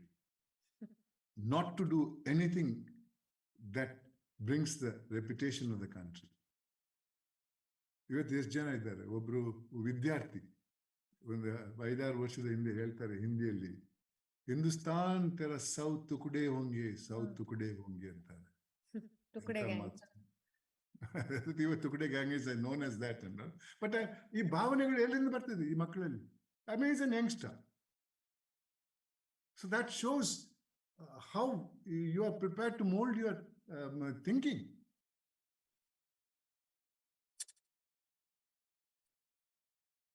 ಎಲ್ಲಿಂದ system change ಆಗ್ಬೇಕು ಅನ್ನೋದನ್ನ ಒಂದು ನೀವು correct ಆಗಿ ಹೇಳಿದ್ರಿ. ನಮ್ಮ ಮನೆಯಿಂದನೇ ನಾವು ಪಾಠನ ಹೇಳ್ಕೊಡ್ಬೇಕು. ಸಣ್ಣ ಮಕ್ಕಳಲ್ಲಿ ಅದನ್ನ ನಾವು ನಮ್ಮ ದೇಶ ಪ್ರೇಮ ಆಗಿರ್ಬೋದು, ಸಮಾಜಕ್ಕೆ ಅವರ ಡ್ಯೂಟಿ ಆಗಿರ್ಬೋದು, ಅದರ ಬಗ್ಗೆ ತಿಳಿಸ್ಕೊಟ್ರೆ ಬೆಳೆಯುವ ಪೈರು ಮೊಳಕೆಯಲ್ಲಿ ಅನ್ನೋ ಹಾಗೆ ಸಣ್ಣ ವಯಸ್ಸಲ್ಲಿ ತಿಳಿಸ್ಕೊಡೋದು ಖಂಡಿತ ಕೇಳಿದ್ರೆ ನಮ್ಮ ಸಮಾಜಕ್ಕೆ ಒಂದು ನಿಮ್ಮ ಜೀವನದ ಒಂದು ಭಾಗನ ಸಮಾಜ ಸೇವೆಗೆ ಅಥವಾ ಸಮಾಜ ಸೋಷಿಯಲ್ ರೆಸ್ಪಾನ್ಸಿಬಿಲಿಟಿಗೆ ಇಟ್ರೆ ಮುಂದಿನ ಪೀಳಿಗೆಗೆ ಬಹಳ ಹೆಲ್ಪ್ ಆಗುತ್ತೆ ಅನ್ನೋದು ಇವತ್ತಿನ ನಮ್ಮ ಕಾರ್ಯಕ್ರಮದ ಒಂದು ಸಂದೇಶ ಆಗಿತ್ತು. ದಯವಿಟ್ಟು ನಮ್ಮ ತಂಡದ ಎಲ್ಲಾ ಸದಸ್ಯರಿಗೂ ತಮ್ಮ ವಿಡಿಯೋನ ಆನ್ ಮಾಡ್ಕೋಬೇಕು ಅಂತ ಕೇಳ್ಕೊತೀನಿ. ಕಡೆಯದಾಗಿ ಸಂತೋಷ್ ಹೆಗಡೆ ಸರ್ ಅವರೇ, ನಮ್ಮ ಕೇಳುಗರು ಗ್ಲೋಬಲ್ ಆಡಿಯನ್ಸ್ ಎಲ್ಲಾ ಕಡೆ ಇದ್ದಾರೆ. ಕನ್ನಡದವರೇ ತುಂಬಾ ಕಡೆಯಿಂದ ನಮ್ಮ ಕಾರ್ಯಕ್ರಮಕ್ಕೆ ಟ್ಯೂನ್ ಇನ್ ಮಾಡ್ಕೋತಾರೆ. ಅವರಿಗೆ ಒಂದು ಸಂದೇಶ ಹೇಳಕ್ಕೆ ಆಗತ್ತಾ? ದಯವಿಟ್ಟು ನನ್ನ ಮಾತನ್ನ ಕೇಳಿ ಈ ದೇಶದ ಮೇಲಿರುವಂತಹ ಅಭಿಮಾನವನ್ನ ಕಮ್ಮಿ ಮಾಡಬೇಡಿ. ಇದು ನನ್ನ ವೈಯಕ್ತಿಕ ವಿಚಾರ. ಅದರಲ್ಲಿ ಏನಾದ್ರೂ ಇದ್ರೆ ನಿಮ್ಮ ದೇಶದ ಮೇಲಿರುವಂತಹ ಪ್ರೀತಿ ನೀವು ಎಷ್ಟು ದೂರ ಇದ್ರೂ ಕೂಡ ಇಟ್ಕೊಳ್ಳಿ. ಬರೀ ನಿಮ್ಮಲ್ಲಿ ಮಾತ್ರ ಅಲ್ಲ, ನಿಮ್ಮ ಮಕ್ಕಳಲ್ಲೂ ಕೂಡ ಆ ಪ್ರೀತಿ, ದೇಶದ ಪ್ರೀತಿ ಇಟ್ಕೊಳ್ಳಿ. ಅವ್ರ ಮುಂದೆ ಈ ದೇಶಕ್ಕೆ ಬರದೇ ಇರಬಹುದು. ನಾನು ನಿಮ್ಮ ವಿಚಾರ ಮಾತ್ರ ಅಲ್ಲ, ನನ್ಗೊಬ್ಬ ಅಣ್ಣನ ಮಕ್ಕಳಲ್ಲೇ ಇದ್ದಾರೆ, ತಂಗಿ ಮಕ್ಕಳಲ್ಲೇ ಇದ್ದಾರೆ. ನನ್ನ ಮಕ್ಕಳಲ್ಲೇ ಇದ್ರು, ನನ್ನ ಹೆಂಡತಿ ಅಣ್ಣನ ಮಗ ಒಬ್ಬ ಇದ್ದಾನೆ, ಅವ್ರು ನನ್ನ ಮಗನಂಗೆ, ಅವ್ರಿನ್ನು ವಾಪಸ್ ಬರಲ್ಲ ಅಂತ ನಂಗೆ ಗೊತ್ತಿದೆ. ಆದ್ರೆ ಅವರಲ್ಲೂ ಕೂಡ ನಾನೊಬ್ಬ ಭಾರತೀಯನಾಗಿದ್ದೆ, ನನ್ನ ಪೋಷಕರು ನಾನಲ್ದಿದ್ರೆ ನನ್ನ ಪೋಷಕರು ಭಾರತೀಯರಾಗಿದ್ರು, ಆ ದೇಶದ ಮೇಲೆ ನನ್ಗೆ ಅಪಾರ ಪ್ರೀತಿ ಇದೆ ಅಂತ ಆ ಭಾವನೆಯನ್ನಾದ್ರೂ ಇಟ್ಕೊಳ್ಳಿ. ಸಹಾಯ ಮಾಡ್ಬೇಕಾಗಿಲ್ಲ, ಆ ಭಾವನೆ ಇಟ್ಕೊಳ್ಳಿ ಅಂತ ನಿಮ್ಮೆಲ್ಲಲ್ಲಿ ನಾನು ಬಹಳ ಕಳಕಳಿಯಿಂದ ಕೇಳ್ಕೊಳ್ತಾ ಇದ್ದೇನೆ. I wish you all very very best. God bless you all. Thank you so much sir. We are really inspired. Again ಕೇಳಿದ್ರಲ್ಲ ವೀಕ್ಷಕರೇ, ನಮ್ಮ ಜೊತೆ ಇದ್ರು ಶ್ರೀಯುತ ಸಂತೋಷ್ ಹೆಗಡೆ ಅವರು. ನಮ್ಮ ಎಲ್ಲರನ್ನು ಇನ್ಸ್ಪೈರ್ ಮಾಡಿ ನಮ್ಮ ದೇಶದ ಆರ್ಥಿಕ ಸ್ಥಿತಿ ಆಗಿರ್ಬೋದು, ಜುಡಿಷಿಯಲ್ ಸಿಸ್ಟಮ್ ಆಗಿರ್ಬೋದು, ಎಷ್ಟೇ ಹದಗೆಟ್ಟಿದ್ರು ನಮ್ಮ ದೇಶ ಯಾವತ್ತಿದ್ರು ನಮ್ಮದು. ನಮ್ಮ ದೇಶ ಪ್ರೇಮನ ಯಾವತ್ತು ಕಮ್ಮಿ ಮಾಡ್ಕೋಬೇಡಿ ಅಂತ ಕೂಡ ಸಂದೇಶನ ಕೊಟ್ಟಿದ್ದಾರೆ. ನಮಗೆ ಬಹಳ ಸಂತೋಷ ಆಗ್ತಿದೆ ಬೆಂಗಳೂರು ವಾಯ್ಸ್ ಕಾರ್ಯಕ್ರಮದಲ್ಲಿ ಅವರು ಬಂದಿದ್ದು. Thank you again. ತುಂಬಾ ಬ್ಯುಸಿ ಇದ್ದಾರೆ, ಅವ್ರಿಗೆ ರಾತ್ರಿ ಟೈಮ್ ಅಷ್ಟು 11 ಗಂಟೆ ಆಗ್ತಾ ಬಂತು, ಆದ್ರೂ ತುಂಬಾ ಹುರುಪಿನಿಂದ ನಮ್ಮ ಜೊತೆ ಸಂಭಾಷಣೆನ ಮುಂದುವರಿಸಿದ್ರು. Thank you again. ಹೀಗೆ ಮುಂದಿನ ವಾರ ಇದೇ ರೀತಿ ನಾವು ಮತ್ತೊಬ್ಬ ಸಾಧಕರನ್ನ ಕರ್ಕೊಂಡ್ಬರ್ತಾ ಇದ್ದೀವಿ. ಮುಂದಿನ ವಾರ ನಮ್ಮ ಅತಿಥಿಗಳು ಶ್ರೀಯುತ ಪ್ರಾಣೇಶ್ ಅವರು, ನಿಮಗೆ ಗೊತ್ತೇ ಇದೆ, ಕಾಮಿಡಿಯನ್. ಅವ್ರ ಜೊತೆ ನಮ್ಮ ಆರ್ಜೆಗಳು ಸಂದರ್ಶನ ನಡೆಸ್ಕೊಡ್ತಾರೆ. ಅಲ್ಲಿ ತನಕ ನಿಮ್ಮ ಮನಸ್ಸಿನಲ್ಲಿ ರಾರಾಜಿಸ್ತಿರ್ಲಿ Bengaluru voice. Listen to your heart.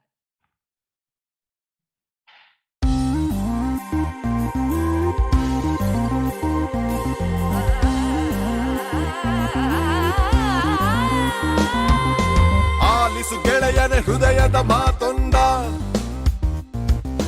ಬಿಚ್ಚಿಡು ಬಚ್ಚಿಟ್ಟ ಮನದ ಕನಸೊಂದ. ಹಿಂದೆ ಸಮಯ ಮುಂದೆ ಇಡಲು ನಮ್ಮ ಹೆಜ್ಜೆಯ ನಿನ್ನ ಸಾಹಸ ರಥಕ್ಕೆ ಸಾರಥಿಯಾಗಿ ಮುನ್ನಡೆಸಿದೆ. ನಿನ್ನ ಬಾನಂಗಳ ಕೆಳಗೊಯ್ಯುವ ರೆಕ್ಕೆಯಾಗಿ ಕೂಡಿದೆ. ಬೆಂಗಳೂರು ವಾಯ್ಸ್, ಬೆಂಗಳೂರು